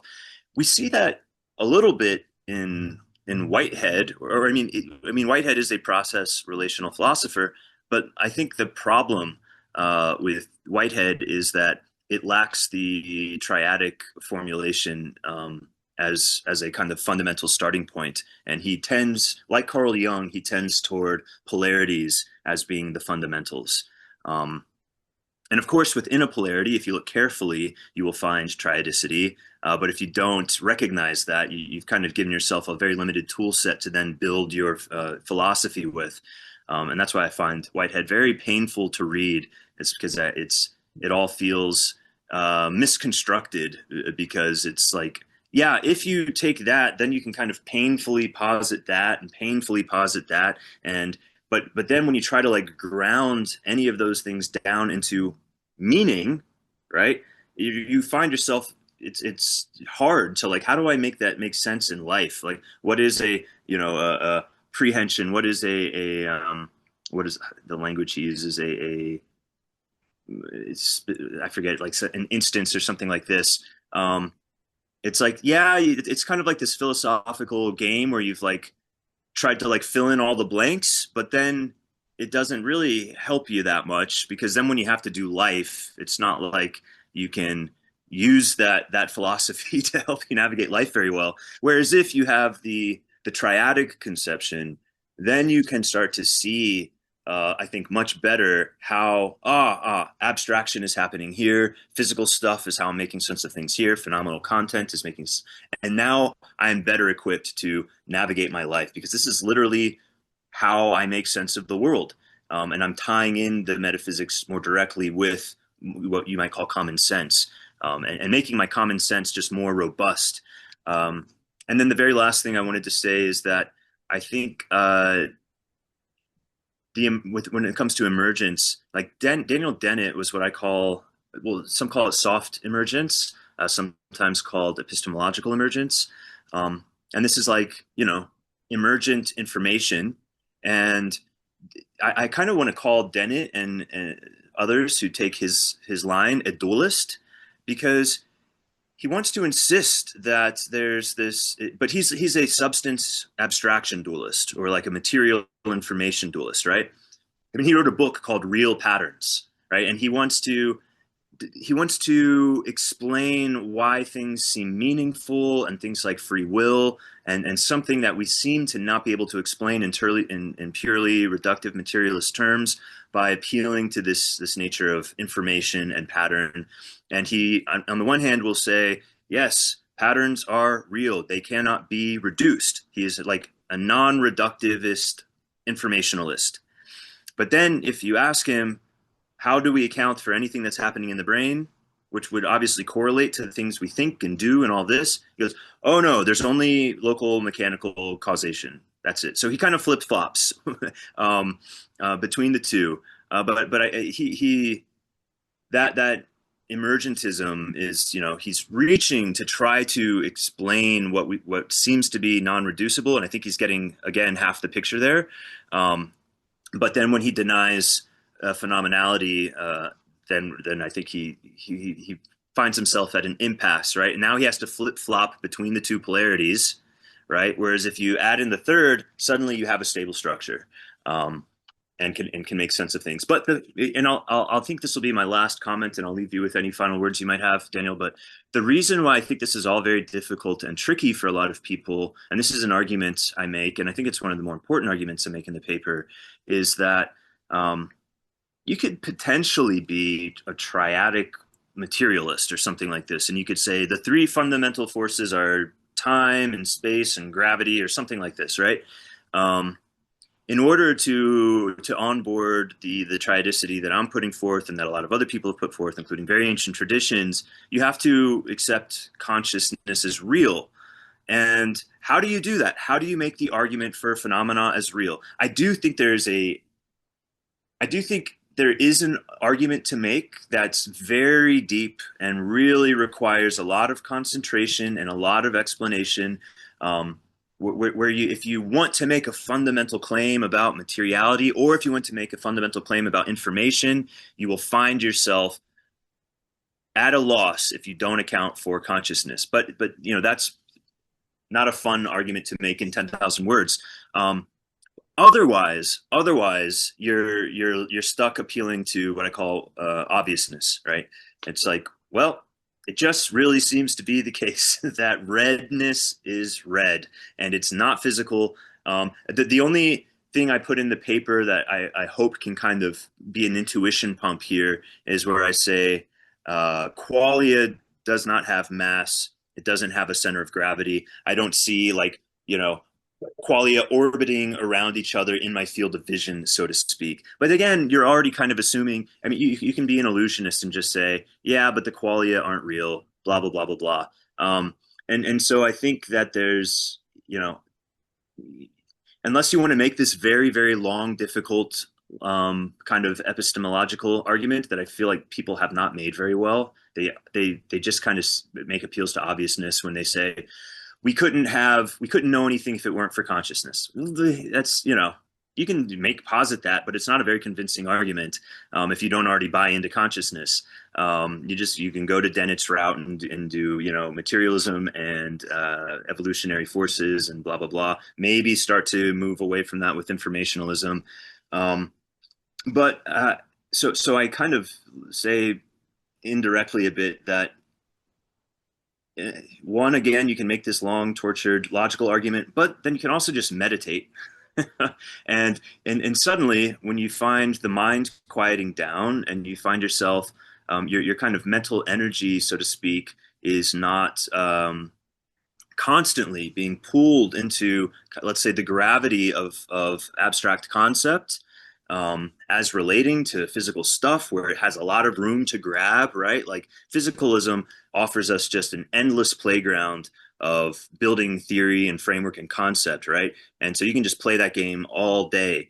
To recognize the reality of consciousness is not to like recognize a new thing. It's just to stop playing the game of recognizing all the physical stuff, right? And then all of a sudden it can kind of hit you. Oh, of course this is real. um, uh, and then Brian Greene, when I was researching the paper, I listened to this podcast series that Annika Harris did about consciousness. And Brian Greene is a famous popular scientist.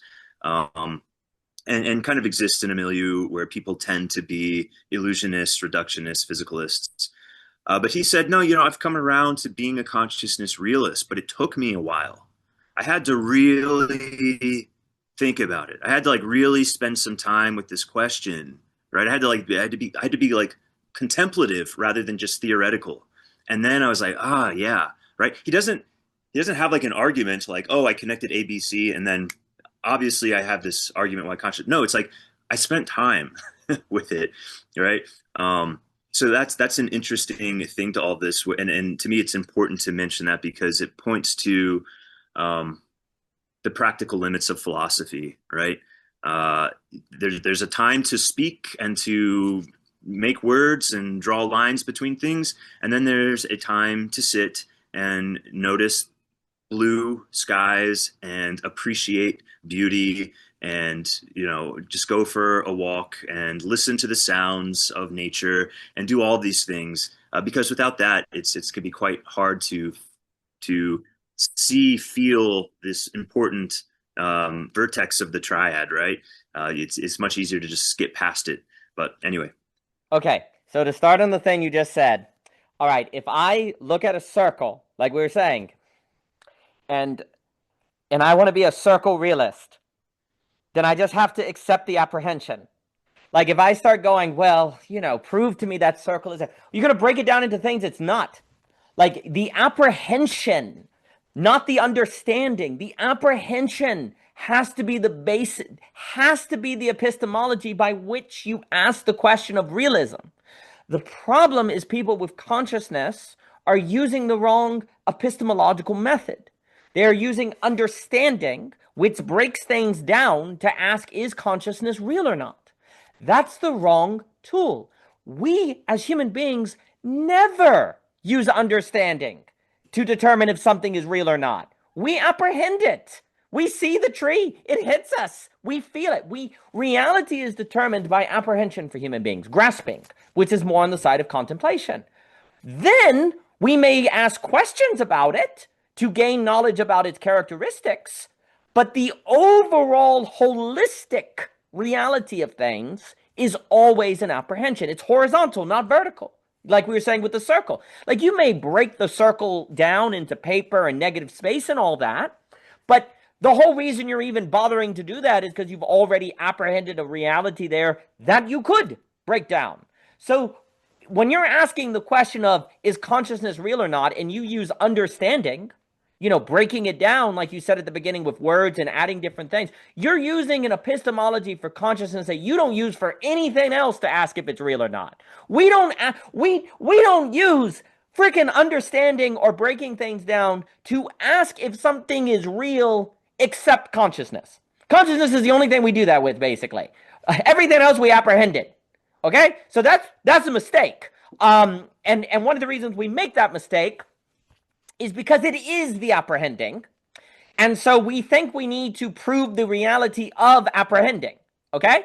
But apprehending is how you prove reality. So if you use something else to determine if apprehension is real, because consciousness is not a thing, going to Korobowski, it is the apprehending per se. It is the quality. So if you're using understanding to ask if apprehension is real, no.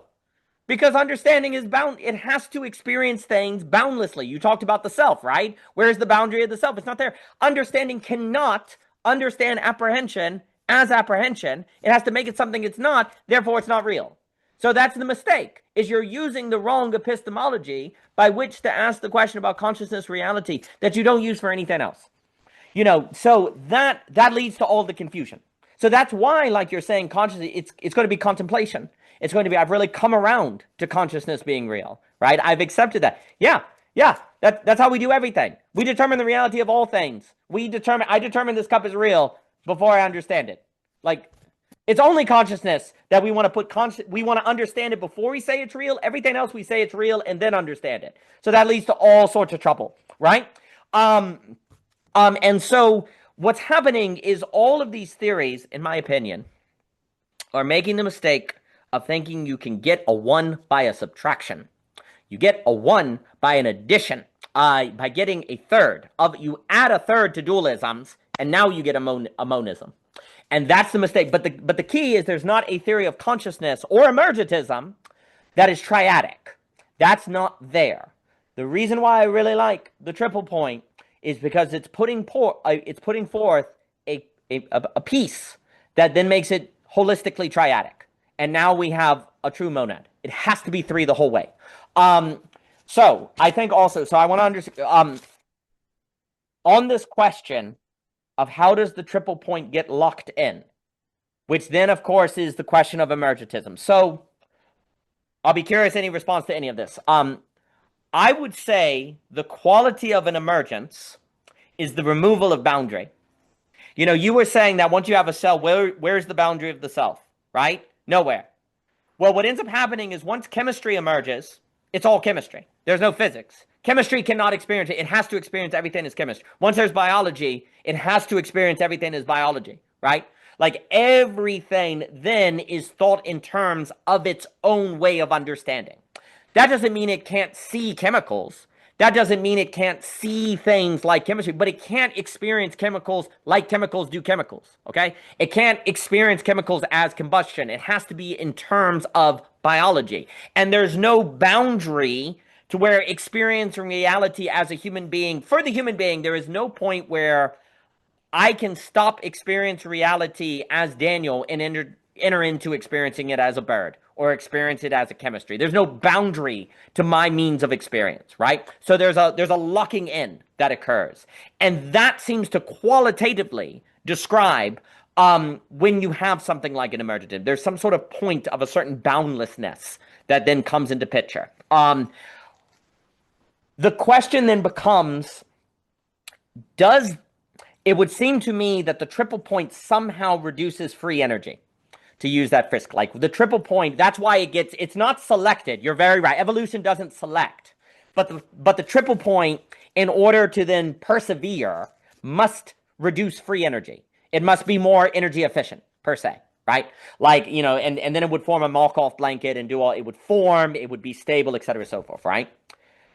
Right. Boundarylessness seems to reduce free energy, right? Like I experience things as a 1 in a sense, right? Like even if if I say, oh, like it's not energy efficient to say garage door, cup, like it's all just comes in as an apprehension, right? Together as a kind of oneness in the multiplicity, right? So apprehension seems to, you could argue, it reduces free energy, right?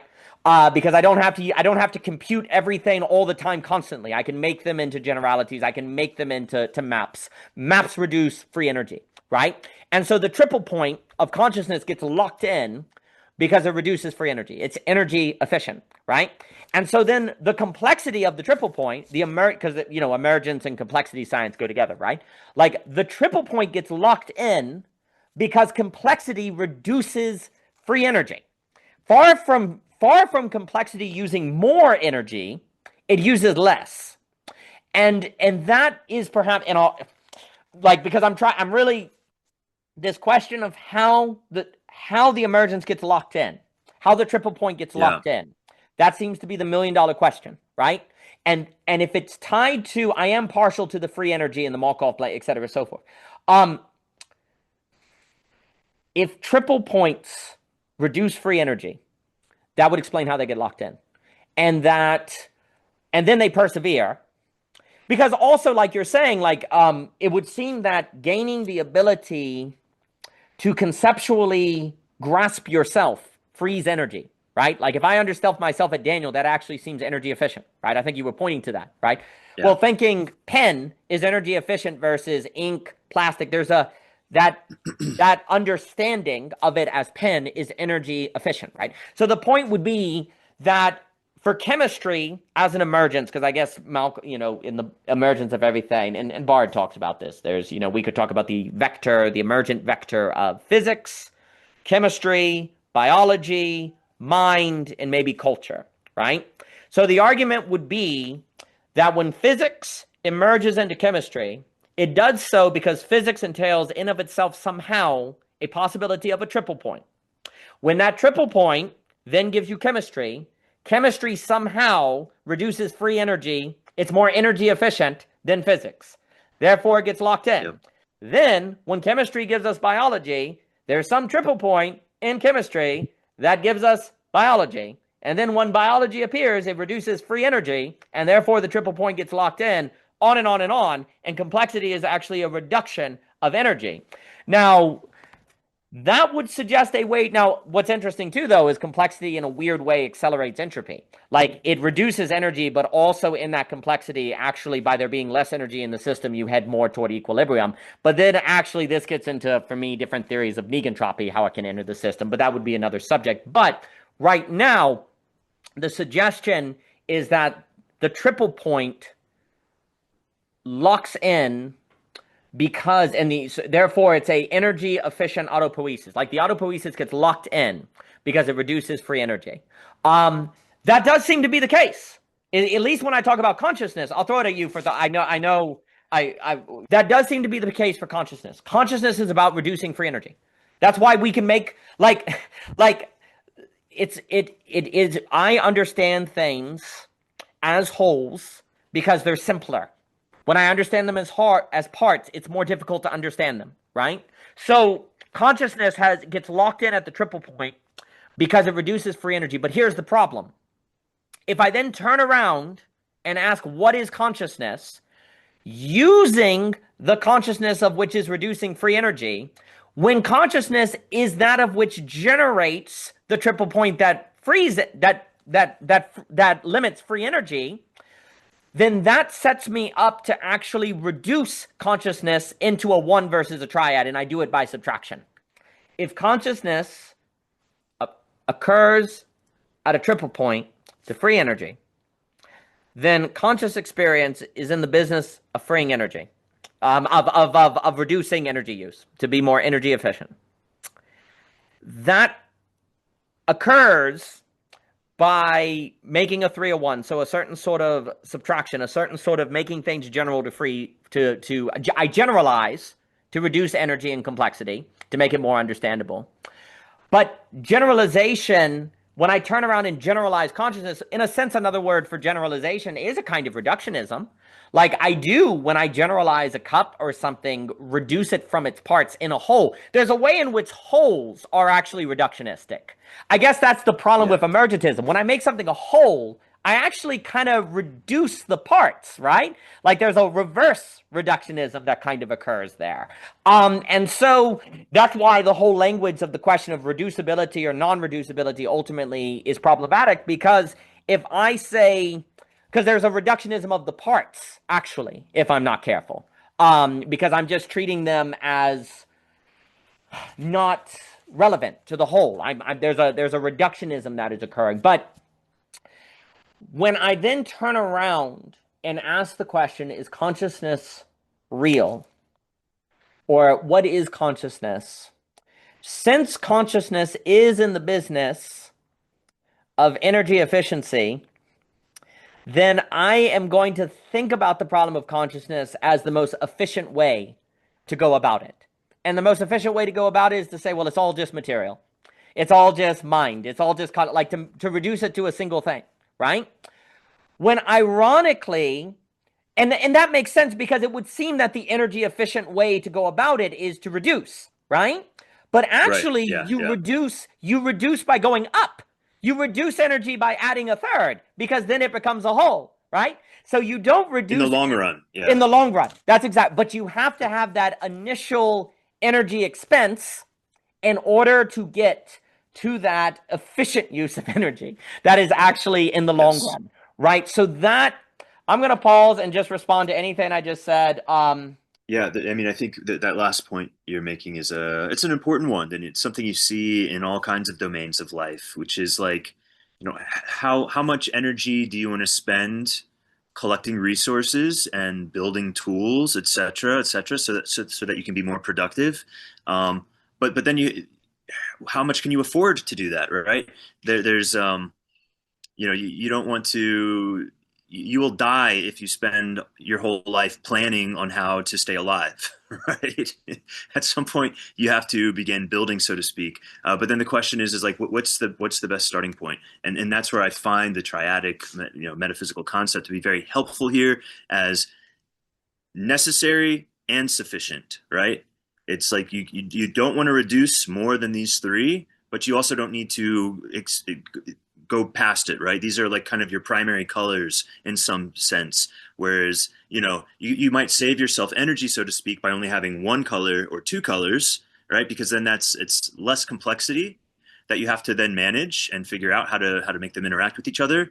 But then what you can do with those two colors is much, much, much less. Yes. Um, when you add the third color, yes, that's a little bit more upfront cost. But then what you can do is, in these terms, infinite. Like you can do everything in principle that you need to do with just these three colors. And so that's obviously a plus, because life doesn't care what your palette is, right? Life is just life. So you want the palette that you can best, build your map with, so to speak. But then, of course, you have to make sure that the map is not the territory. That's going to cause you to want to reduce in metaphysical terms. I feel like I'm like extrapolating, fractalizing metaphors here. But if you then make the mistake that the map that you're painting is the territory in a kind of, one level up, now you're trying to rebuild reality again with only one color in your palette. Which is to say, like, yeah, the map is concept, or the map is material, or the map is whatever, right? And I think this is what Dennett tries to do. He wants to like argue and have these two colors that he paints with, information and materialism, but then he wants to be able to reduce all that to one, when it's demanded that he do that for ideological reasons. But yeah, and so then the case that you're making about free energy and efficiency is one of the reasons why I think the electromagnetic field theory is so compelling. Yeah. Is because it does have this characteristic of being unified and moving at light speed, right? It's very much like free from constraints in a certain way, right? Um, and so you could, understanding then the relation between the electromagnetic field and the gravitational field, which is one way of like kind of characterizing this duality, is an interesting question. But and again, in my very amateurish research, you'll find really interesting things that happen in the electromagnetic field of the brain. You get these like little like hurricane looking spiral patterns that come up that seem to have singularities at the center of them, right? And then the around the brain, the electromagnetic field becomes integrated, so to speak, which you don't typically find in the electromagnetic field elsewhere, except I believe around fundamental particles. So you have like these two really rare instances where the electromagnetic field is understood in a very rarefied way, so to speak. I just need to note here though that like I'm intuitionally kind of groping in the dark here. I don't feel very qualified to speak about electromagnetism, except to say, I guess one skill I have is like I'm pretty good at pattern recognition, but also like very critical pattern recognition. I'm not like a loosey goosey, drawing lines between things. And all of my kind of investigative intuition is telling me there's something there with the electromagnetic field, but obviously you have to do the work to before you want to try to build anything too much with that theory. So And I have not done that work. So, but yes, it's the basic principle there is that you have one aspect of reality, gravity, and everything follows the laws of gravity, and then you have electromagnetism, and that's operates by a different law. Right? It's not beholden to the speed of light, right? It's all modulating at the speed of light. It is unified. It's a holistic system in some sense. So then, to the extent that that aspect of reality has a causal relationship with general relativity, with the gravitation and particle, all of that, then you see something where it's hard for me to put my finger on how to best say this. This is why I end up using the language of dimensions, right, rather than like fields or realms or substances, because like dimensions are in some sense a way to like translate things, right? Um, Dimensionalities. So I use the example in my paper of Dirac's delta function, where you take measurements across time. If this is like your timeline, and like the sound of the gong goes like right, but now I need to mathematically for a certain purpose condense that into a single point in time in order to plug it into this or that tool basically. Well, how do I abstract that information such that I can then use it somewhere else so that it can then be retranslated in situ, right? So, and I believe like reverb effects in audio mechanics work in this way in some ways, right? You're like mapping um, sound over time to then create kind of like a static model of a space, which you then collapse and then can be re-expanded as you introduce new sound. So it recreates the space, right? So in this way, it's like if we call that free, like reducing free energy, it's not that we're reducing the free energy of the physical world, but we're taking the energy of the physical world, putting it into like translating it in a way where it no longer obeys those same constraints, and then retranslating it back into the physical world. So there's this but how exactly does that happen? Geez, and this is one of the last things I say in the paper is that um, the science that we do, the science of consciousness studies, the medium problem of consciousness, all these things, they can certainly and have already bolster our understanding of how these seemingly disparate things like mind and body work, how different fields interact. We're trying to grope into the relation between the quantum and the generally relative, to put it that way. But what I don't think we can do, which I think a lot of people want to do because it would be so satisfying, is to like kind of get to the basement floor of how these different things understand each other, relate to each other. In order to get to in order to get to the basement, you would have to fundamentally understand the things themselves, which we've already realized you can't do, right? Because again, we're back to you can't situate the totality within its description. And so this demands, as far as I can tell, that the way these three aspects of reality relate to each other will always be fundamentally mysterious. We can build a science where we understand the translation processes, so to speak, or the correlates better, with more detail, with more, but the final explanation will always elude us, right? No, beautiful. The very fact that that is the case um, means that for me, the most plausible theory that would entail its own girdle point as such would be one that makes non-locality fundamental versus locality in quantum mechanics, which is what Stuart Kauffman emphasizes. So non-locality is the fact spooky action. Two quantums across the universe can interact instantaneously faster than the speed of light. Okay? So Stuart Kauffman basically says, what if locality, the speed of light, things are measurable by the speed of light, is actually is special case within non-locality versus non-locality being a special case within locality, right? And he shows how that resolves many of the deepest cosmological problems. So if you say non-locality has to be most fundamental, and I ask you, what is the mechanism of non-locality? There is none. It is being. It is being. Being like on the quantum levels, things do all simultaneously, not faster than the speed of light, interact. Like they relate. And that very relation, if you ask what is the mechanism, that is the mechanism, that is the condition by which mechanisms are possible.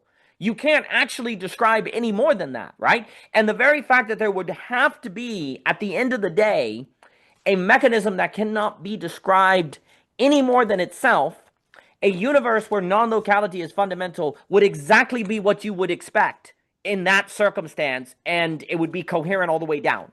It would be a theory of everything that entails a girdle point, that entails a lack, right? Because you can't go beyond saying that non-locality is the case. Like it is the case. Like if I ask you, the reason you can ask descriptions about the speed of light is because there's a time when it is and a time when it isn't. The light is here and then it's over there.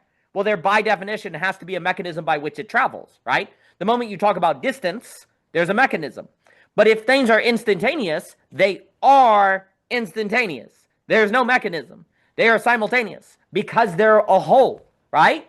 And so there's an irreducibility at the very core of, at the very root of things, right? So there's no distance. So non-locality is the most fundamental. And also, what really saves energy is non-locality. Like you don't have to travel a distance. Like it is, it is simultaneous, right? So that would be really, really efficient at saving energy if you had non-locality, right? Like it is just simultaneous, right? And so then there is something about every emergence actually being or attempting to be isomorphic with non-locality. And in conscious experience, indeed, I don't experience perception traveling to the shelf. I don't experience perception traveling to the cup. It just is at the cup, simultaneous with the cup. I experience everything at it. There's no distance perception travels. My body can travel, but then that would make consciousness, like consciousness becomes darn efficient in that I don't have to travel to everything to know it's there, right? Like if I didn't have consciousness, I'd have to travel to the tree, touch it, know it's there. Consciousness removes distance and gives me knowledge, like apprehension, really fast, right? So consciousness is a distance reducing phenomenon that if I did not have, I'd have to travel distance, which is more locality versus non-locality that has a more simultaneous to it because I am able to comprehend more, right? And I'm able to make decisions. So there's an efficiency that is in that. Then it is actually like in participating in the fundamental non-locality, which we would expect every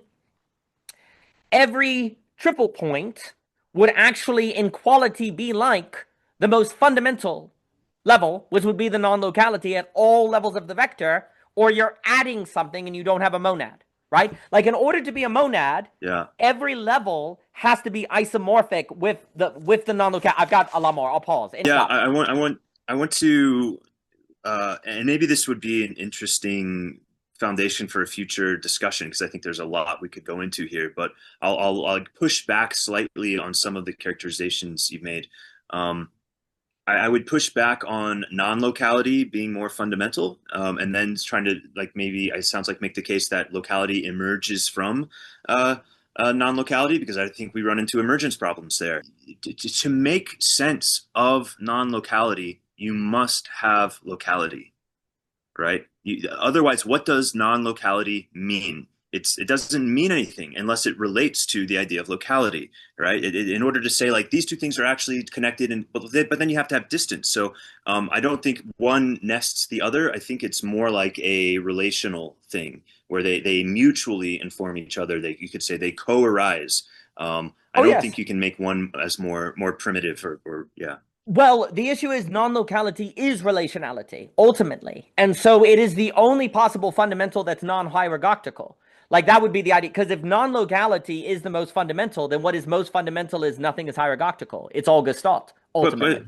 But that's to me, that's the saying relationality is more fundamental than relata, which I don't buy because there is nothing to be related without relata. You need the relata and the relationality at the same time. And this is where I think we get into paradox and the limits of meaning and why I said earlier, I can neither deny the distinctness of self nor the continuity with the whole, right? And somehow, both in a paraconsistent way, both of these things are true at the same time, have always been true at the same time. And so, like, if we're saying non-locality is relationality, I'm like, yes, there is a way in which absolutely there must have always been non-locality, and but at the same time, there must have always been locality, and one does not contain or create the conditions for the other, so to speak. If I'm understanding your words I correctly. don't disagree at all. This is where I think Alex Ebert's work on freak Okay. theory is very, very useful because what ends up happening is relata are saturations of relation. So relations saturate into relata, of which are simultaneous. So there is no hierarchy. You have to have both at the same time. In a relata forms when you have a efficient reduction of energy, a Markov blanket, that actually then makes the thing relating. So things that relate are saturations of relations into then a probability distribution that generates a relata. When we say things that relate are whatever the word you use, condensations of relations, Mhm. what were the initial relations? You can't just posit relations, and because now you're creating a thing, But right? this And a is thing must be its own relata. Well, this would be the issue of why non-locality as fundamental. Like if you say that what is this instantaneousness, then precisely it's not that like the ground basis is saturating relation.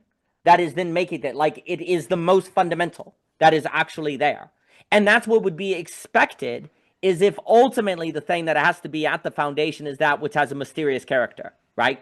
Like you were saying No, no, before. no, no. I have to push back here. Sure. I mean, I think relationality is part of the foundation, but Mm-hmm. not. It's not the foundation.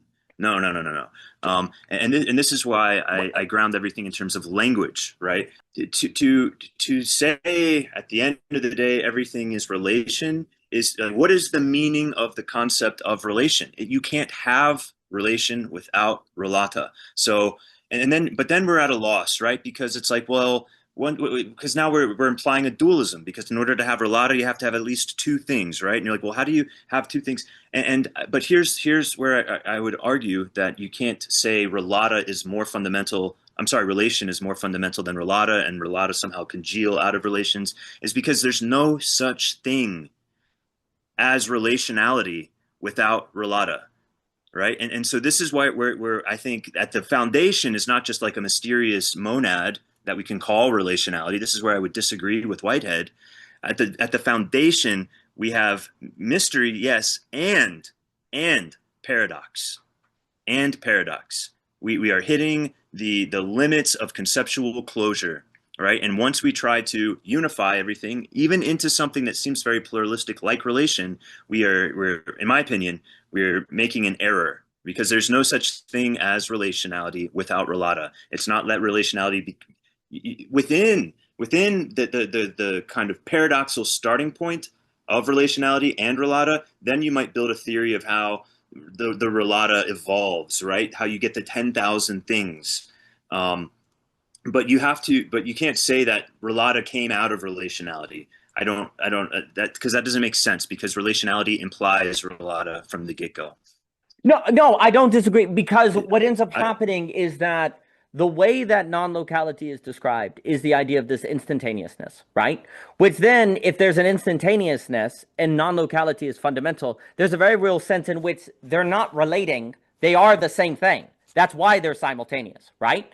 Like it's a gestalt. Like I would word it that it is all gestalt curving into gestalt because but that becomes kind of the paradox like you're describing because it is simultaneous of which suggests relation, but actually the negation is the point that you're saying is that if you say there's a relation then there has to be a primary where the negation of the negation in the Hegelian sense would actually be the realizing that it's a monad, that there's a wholeness that is in play, but that wholeness is fundamentally plural.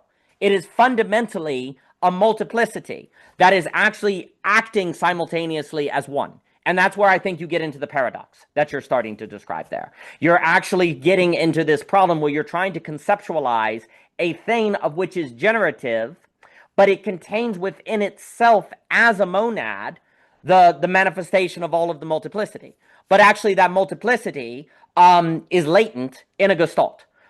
So that like the way, so non-locality that is describing for me a gestalt, like they're like the spooky, like the idea in quantum mechanics that there's spooky action, that things that seem to be connected, but they just seem to be instantaneous, suggests a relation, but that relation is actually evidence of a gestalt. And I think that gets into the question of when you ask, like, what is materialism? Like materiality, you ultimately get into trouble because ultimately the question of what is materiality for me has to be time space. But then what is time space is ultimately this very, very, like you're saying, paradoxical phenomenon that actually is suggesting a gestalt that contains within it the conditions at certain triple points of generating difference that then actually was always contained in the whole. Please. The idea of containment implies difference, which means difference must have always been there. There's no concept of containment without a concept of difference. This is the one-to-many problem that you will run into with any of your metaphysics, whether it's materialism or idealism or mathematicism. Like the mathematicists, they don't have an explanation of how the great wave function becomes its manifestations, but they will make a similar kind of argument to what you're making. Somehow contained within the great wave function is the potentiality. But like, what does that mean? To contain within implies a duality. It implies fundamental distinction. That's what you can't make sense of containment without a distinction, right? And so that, like, to me, the thing is, like, there's never an opportunity to say the most primary or fundamental thing is X.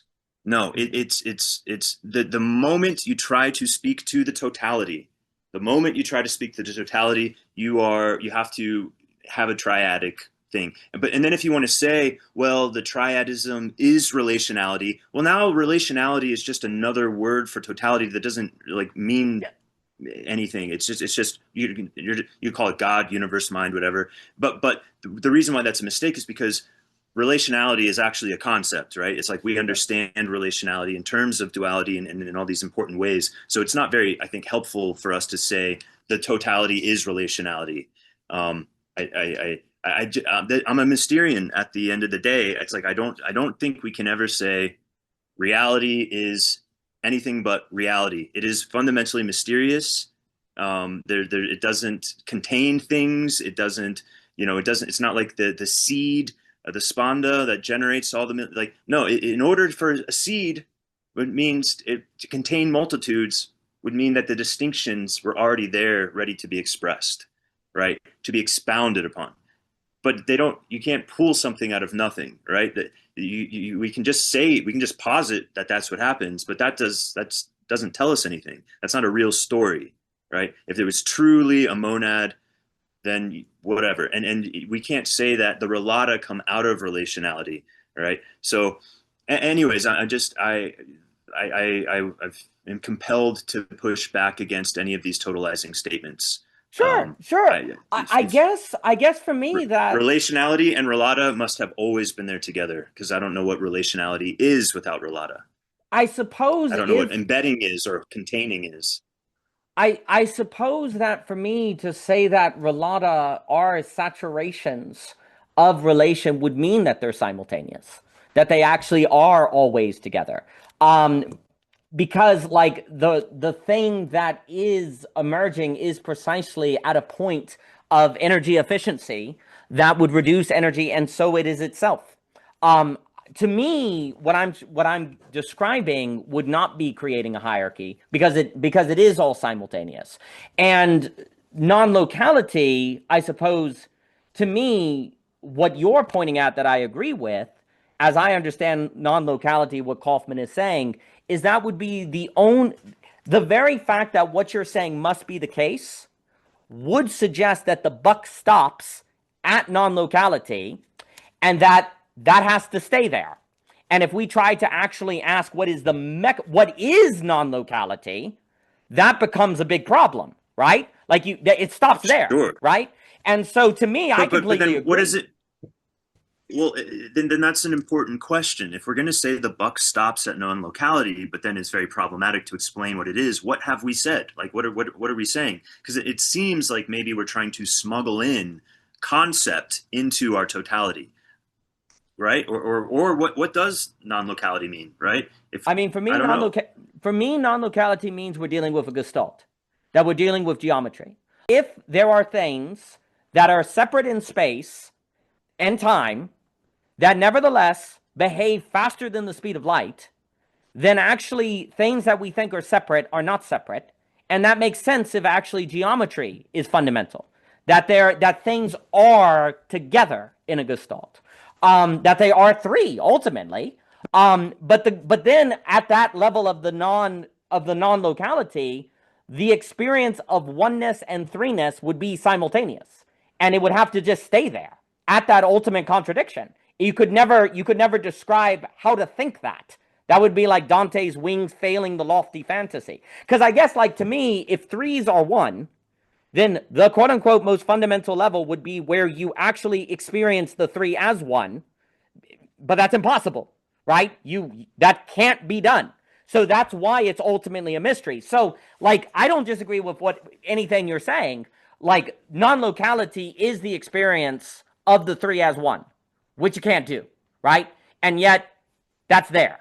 And so that's all I mean to say with, like, non-locality being fundamental. What would be most fundamental is three is one in that sense, right? Which obviously has a Trinitarian Okay. sort of structure to it. Well, I think we agree, like maybe conceptually, but then not semantically. But I think that is important because it either diminishes the meaning of non-locality, and now I can no longer use it in the way, or I confuse things by taking what is not a singularity and then thinking that that's my fundamental building block, Yeah. and that's not going to be a good way to build.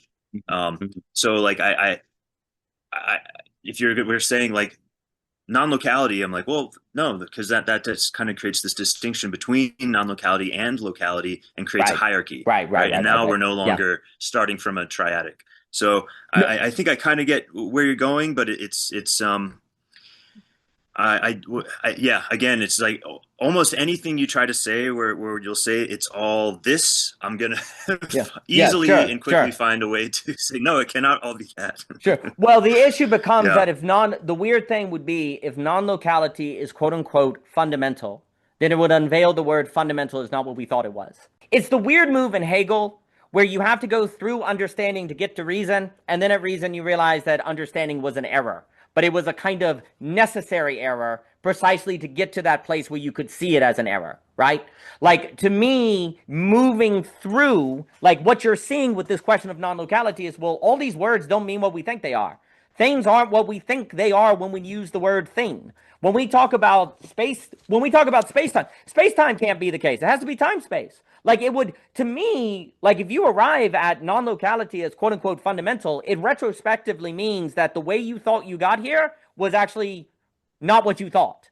Like, you got here by a different route. It would change the entire board from the basis up, and I think it would make basically triadics fundamental because it would make geometry fundamental because that's the only way you get one. And I, that's I guess I wouldn't characterize triadics as geometrical more than algebraic. In fact, I would say that geometry and algebra are two aspects of a triadic formulation, sure, right? yeah, And I'm yeah, not yeah, yeah, 100% sure that I'm using these terms the way you are, but like the way I tend to think of geometrics is in terms of quality, in terms of conscious phenomenal experience, right? yeah, That's the only place I know where geometry is a thing, is in mm-hmm. my visual field, right? It doesn't exist in the equation, so to Right, speak. And yeah, yet, I don't deny the reality of equations. And that's precisely because in order for me to make sense of geometry, I have to have abstraction, right? And yes, even if I don't correlate it to a symbol in language, there is still like a non-geometric abstraction happening, right? Where yes, somehow the geometry of the triangle is its own whole thing. And then I can, and that I would say is algebraic in the sense that we have these abstract symbols sure, that, mm-hmm. correlate with the geometry. So I would say it's not that algebra is a mistake or geometry is more fundamental, but that these are two parts of a triadic system. Mhm.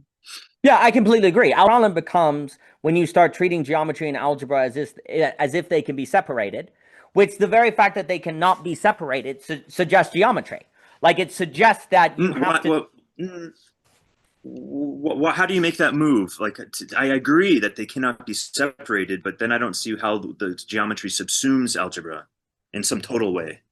Well, I guess I don't mean it in a like a totalizing way, but the very fact like algebra, we don't see, like you were saying, we don't see abstraction existing outside of phenomenon, right? Even if abstraction is a necessary precondition or condition for the experience of phenomenon, right? And so I am always already in geometry, right? And I guess I'm like, because I am always already in geometry, um, it that has to be what algebra is known by and with, not independent of algebra. I have to have them all together. That's why I'm liking the Ah, triple point that you're saying. so okay, so yeah, and I agree with you. And then the way that in my opinion, you avoid making the move of then saying that, well, in some ways we best understand algebra by way of geometry rather than the other way around. Is then you have to ask about the nature of geometry itself, right?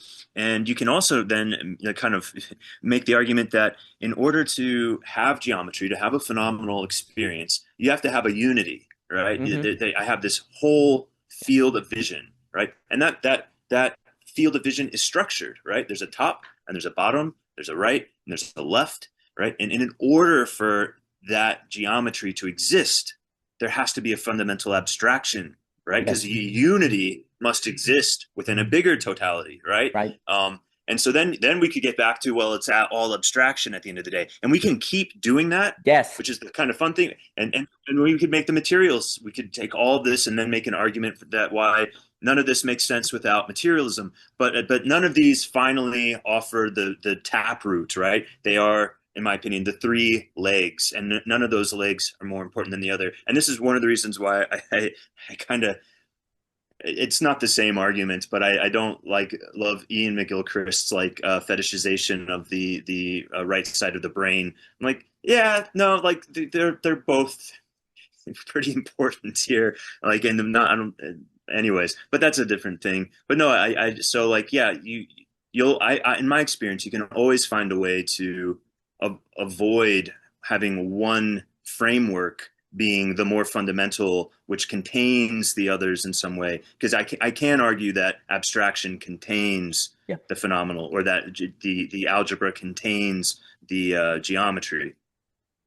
And that would make sense if for me, if it's a triple point. Like the very fact that you can do this thing where you can always actually see the whole as one of the three suggests this kind of everything all togetherness.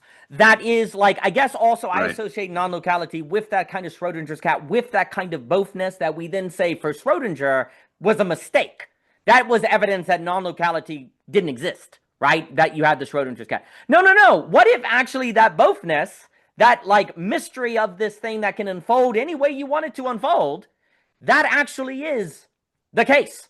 That it is this thing that you actually that contains within it the possibility of coherently unfolding it as just abstraction or just materiality, right? But then actually the mistake is to over reify one of those dimensions as most fundamental when is quote unquote what is most fundamental is actually that bothness, is actually that flipping, that multiplicity that is actually always in operation but can be manifest coherently as one, right? It can be manifest as a single dimension. To me has a geometrical character to it because it contains dimensionality, right? Like it contains all of the dimensions. Like you're using that word, which then allows there to be a coherent algebraic description according to one of those dimensions. But you must never forget that that's only one of those dimensions of which you could coherently describe because it actually contained all of them. And it contains all of them because the whole is the triple point, and that's energy efficient. It's that it gets locked in. Please. So yeah, here's, and I agree. And the funny thing that I never say in my essay is that the whole essay is, of course, kind of rooted in the realm of abstraction, right? Because I'm using language, and I do say like I'm grounding this all in language, but what I won't do, and you know, Krbowski would shake our finger at us, is then say this triple point or this triadic metaphysics is the whole. Nope. Sure. Nope. No, can't do it. No. So then after the way I put it is, you know, this triadicity is how, you know, algebraically, how abstractly, how symbolically I conceptualize the world, but is not actually the world. And once you try to ask me, well, what really is reality? I shut the fuck up. I'm just like, I don't know. I don't know. But if I'm going to talk about it, if I'm going to try to say things and have meaning, then I find triadicity. But I don't, my map, my triadic map is not the territory. So I refuse the fundamental claims. I guess I what have I want nothing to to say about the ultimate nature of reality. I don't disagree with it. What I would say is that ultimately, if realism, as we were saying earlier, the problem with the question of people use understanding to ask, is consciousness real? When reality is apprehended, okay? So it's always the apprehension, which means it's in the experience, right? So there's the triple point as understood, quote unquote, but then there is the triple point as apprehended, as experienced. That apprehension of that multiplicity that is unfolding, but you see, you can never peg it down because however it unfolds is always different. So the moment you go, oh, it's that, you've made a mistake, right? Like I guess I want to say, like, is if we say, let me ask you this. If I basically Yeah. say the apprehension of the triple point is almost like a white hole, the reverse of a black hole, it is that of which the universe comes out of, basically. Is that an isness? Because for me, it's not really an isness because the white hole is what generates the condition of isness. Like it's not really saying what it is what things that I can confuse as stable identities come from. It's the condition of it. To me, I guess I don't see that apprehending the triple point, apprehending this birth of possibility is not the same as identifying isness unless I start going around and declaring what is the triple point or saying it's this, because then I've removed encounter and surprise. I've removed apprehension, right? It has to kind of, the spirit has to move on its own, right? It has to stay mysterious, right? So, like, if I say, like, I don't view saying that at the end of the day it's a mystery. You could argue, well, that's an isness, isn't it? If you say it is a mystery. No, that's not, because it's holding open a space. That's what you're trying to do with that word. You're holding open a space that has to be encountered, and you can't say when it's encountered even. It has to have this kind of surprise. To me, that's not the same as isness. So like when I say, you know, mystery is fundamental or something like this, that's a way of saying I don't know, and maybe more than that, saying I can't finally know. Sure. I cannot finally know. In some sense, it's saying I because if I said I know, that would make the mistake of saying that my map is the territory, which I Sure. can't do. Sure, Right? sure, sure. I can't. And then I can make a meta map about my experience of the territory, and then say that's what the real thing is what I'm experiencing. But that's just another map. I've just Sure. created a new map that's called experience, or apprehension, or whatever, right? So again, it's the problem in some sense is just words, Sure. words, words, Sure. words. Sure. We're talking, we're using words. None of the words that I say, triple point, apprehension, experience, totality, mystery, none of these things are reality itself, Right. right? I mean, I can't.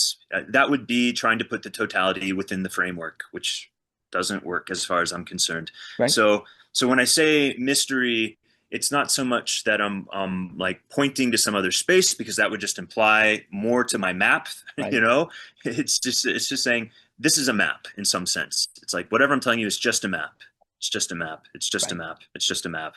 And there's no meta map that Right. somehow contains both the map Right. and then what Right. the map Yeah. actually Mm-hmm. is, right? Mm-hmm. Mm-hmm. so Mm-hmm. so that's the mysterious. But the great part to me, and this will probably be a good time for me to get off because I have to do some Sure. writing for my make some money so that we can keep talking. Uh, is and and I'll happily let you have any final thoughts here. Um, the thing that takes the edge off of this problem for me, that relieves me of the need to finally say it all is this, or that you give me these triadic ingredients and reality emerges out of that, or any of these kinds of like genesis types of Sure. claims or totally grounding claims, is that um, it is exactly the fact that I cannot make that claim that is the foundation for love. Mm-hmm. So there without, and again I'm trying to symbolize the unsymbolizable here, which of course we can't, is a funny thing to do when I use the word mystery, but the I would say like mystery and love are fundamentally linked together, um, and it's kind of in some ways maybe like the price we pay. In order to have the experience of love, we have to contend with the fact that our maps will never ever ever be the territory, even when we make them as abstract and metaphysical as possible. We cannot say it all came from this or it all grounds down into this, even if we put a triadic thing on it, right? So the I mean, really, my options here are either to like be paradoxical or to contradict myself or to be quiet at this point. Yeah. The next thing I want to say, which is like, and thus blank, right? And thus it's all mystery, and thus we can't get to it, and thus blah blah blah blah blah. That would I Yeah. Yeah. it will I will fail. I will fail to uh say it's like I could use the word the Tao, right? It's the Sure. mysterious Tao. There's something, but I can't really put it into words. I can't really put it into concepts, uh, and I'll even take issue with Taoism a bit, where it says like the Tao begets the one, two, and three, and then the triads beget the open evolution. I'm like, I mean, I guess if we have to make a story, that's one way to do it, but I don't buy it, right? I don't. To me, it all is the Tao, and so it all ever was the Tao, or whatever, right? So, yeah, I just refuse to kind of make these fundamental claims, or I admit that I am being merely poetic and not propositional. No. Well, I Yeah, don't know at the time when, and I really appreciate all that you said. this Maybe, is great. Yeah. no, I've enjoyed, maybe this is how I would word it. Mm, Because I don't disagree with anything you've said. So I'm looking for the way to maybe word it. mm. For me, the fundamental thing is the failure of fundamentals. Like the very fact that fundamentals fail is the fundamental. And I'm not trying to do a cute move because though that's paradoxical, I think you pointed this. You actually experience that in love. Like I guess this is what I want to say. I cannot posit a fundamental, but I do think we can experience a fundamental until we posit what we experienced. Like we can experience the failure of the map, which is the fundamental thing because all maps fail. But the moment I then try to make a theory of the failure of the map, I'm screwed, right? So it's kind of that Right. mystery. And I think we see this in theologies. It's like it was God until you said something. Like, you had it until you said Right. something. And to me, Yeah. that is the fundamental. Because I guess also, too, Christian, when you talk about, I guess in my mind, I like the triple point so much because I can't say what it is. If I say it's all of them Mm. at the same time, no, it's not. It's not just, it's something entirely different. But if I say it's a steam, no, it's not. Like the triple point, I guess for me, calling something the triple point is precisely capturing this inability to say what it is. Like I know I'm using the triple point. But to me, the triple point is It's the this. best we can do is how Yeah, I would yeah, put it. yeah. The That's triple what I'm point is getting the at. To best we can me, do. Yeah. yeah, to me, calling something the triple point is the best failure, I guess. And to me, like Right. even mentioning non-locality, it's the best failure. Like mentioning the Gödel Gestalt, it's the best failure, right? And I think all we can do in understanding is fail best. But I do think we can apprehend successfully. We can apprehend the failure of the map. We can apprehend love. We can apprehend beauty until you say something. Until you apprehend that, until you understand that you apprehended, right? Like, Right. because I do think we experience the failure of the map, that we actually taste that fundamental in the failure. You just can't put it into words. You just can't conceptualize it. Yeah. But then, but And then the then, taste and apprehension themselves are also failures. but that's exactly right. Because the weird thing is like you taste the if the fundamental is a failure, then you taste the fundamental as the failure, as long as you keep it that. Like there's a move here where I want to say that there is a real experience of something fundamental, but I want to make that fundamental resistant to all conceptualization, to all capture, to all putting it into words. And I do think that is what stuff like love is getting at. I do think that's what the strike of beauty is getting at, but you have to experience it and leave it as experience. And that's that, right? And that Except that I don't know what experience that's means. the problem. But this is the problem. Like it don't. But this too. I know you got to go. But this is also in No, it's okay. mythology and theologies. It's like, hey, Lot, don't look over your shoulder. It's gone. Don't eat from that apple. Right? Like the moment I say, well, what does that mean? You've lost it. Likewise, how do I know Right. consciousness is real? You lost it. Like the fundamental. I guess for me, I've always thought of the Gödel Gestalt. Like the fundamental thing is this thing that you have the fundamental until you looked at it. You had it until and then it's gone, right? Like the moment you gave it meaning, it's gone, right? Like the moment you brought it into understanding, it's gone, right? And that is to me the fundamental behavior. But that means it's alive. That means it has a certain life to it, a certain unfolding to it, a certain way of being that you could say is ethical. Like there's a right alignment, which is this resisting the temptation to bring that experience into meaning, to bring that apprehension Mm, into understanding. There's like a temptation. Yes. where we'll diverge is like once we start saying like, yes, I'm up with you to we try to put it into words and we fail. And Mm-hmm. that's where I say, and thus we have a thousand names for God, and thus we must now write poetry like Rumi did, and thus etc. But then I will resist to then make a new propositional that somehow explains my failure. And I certainly would be very hesitant to then propose that I can somehow draw an ethics out of my failure or my failure to conceptualize the failure and so on and so forth. I I guess want to I build my again ethics. I totally agree with what you just said. I guess what I mean, no, to me, if you take this seriously, you write poetry. I'm not a fan of this idea of well, therefore we do nothing. Kind of like no. We make poetry.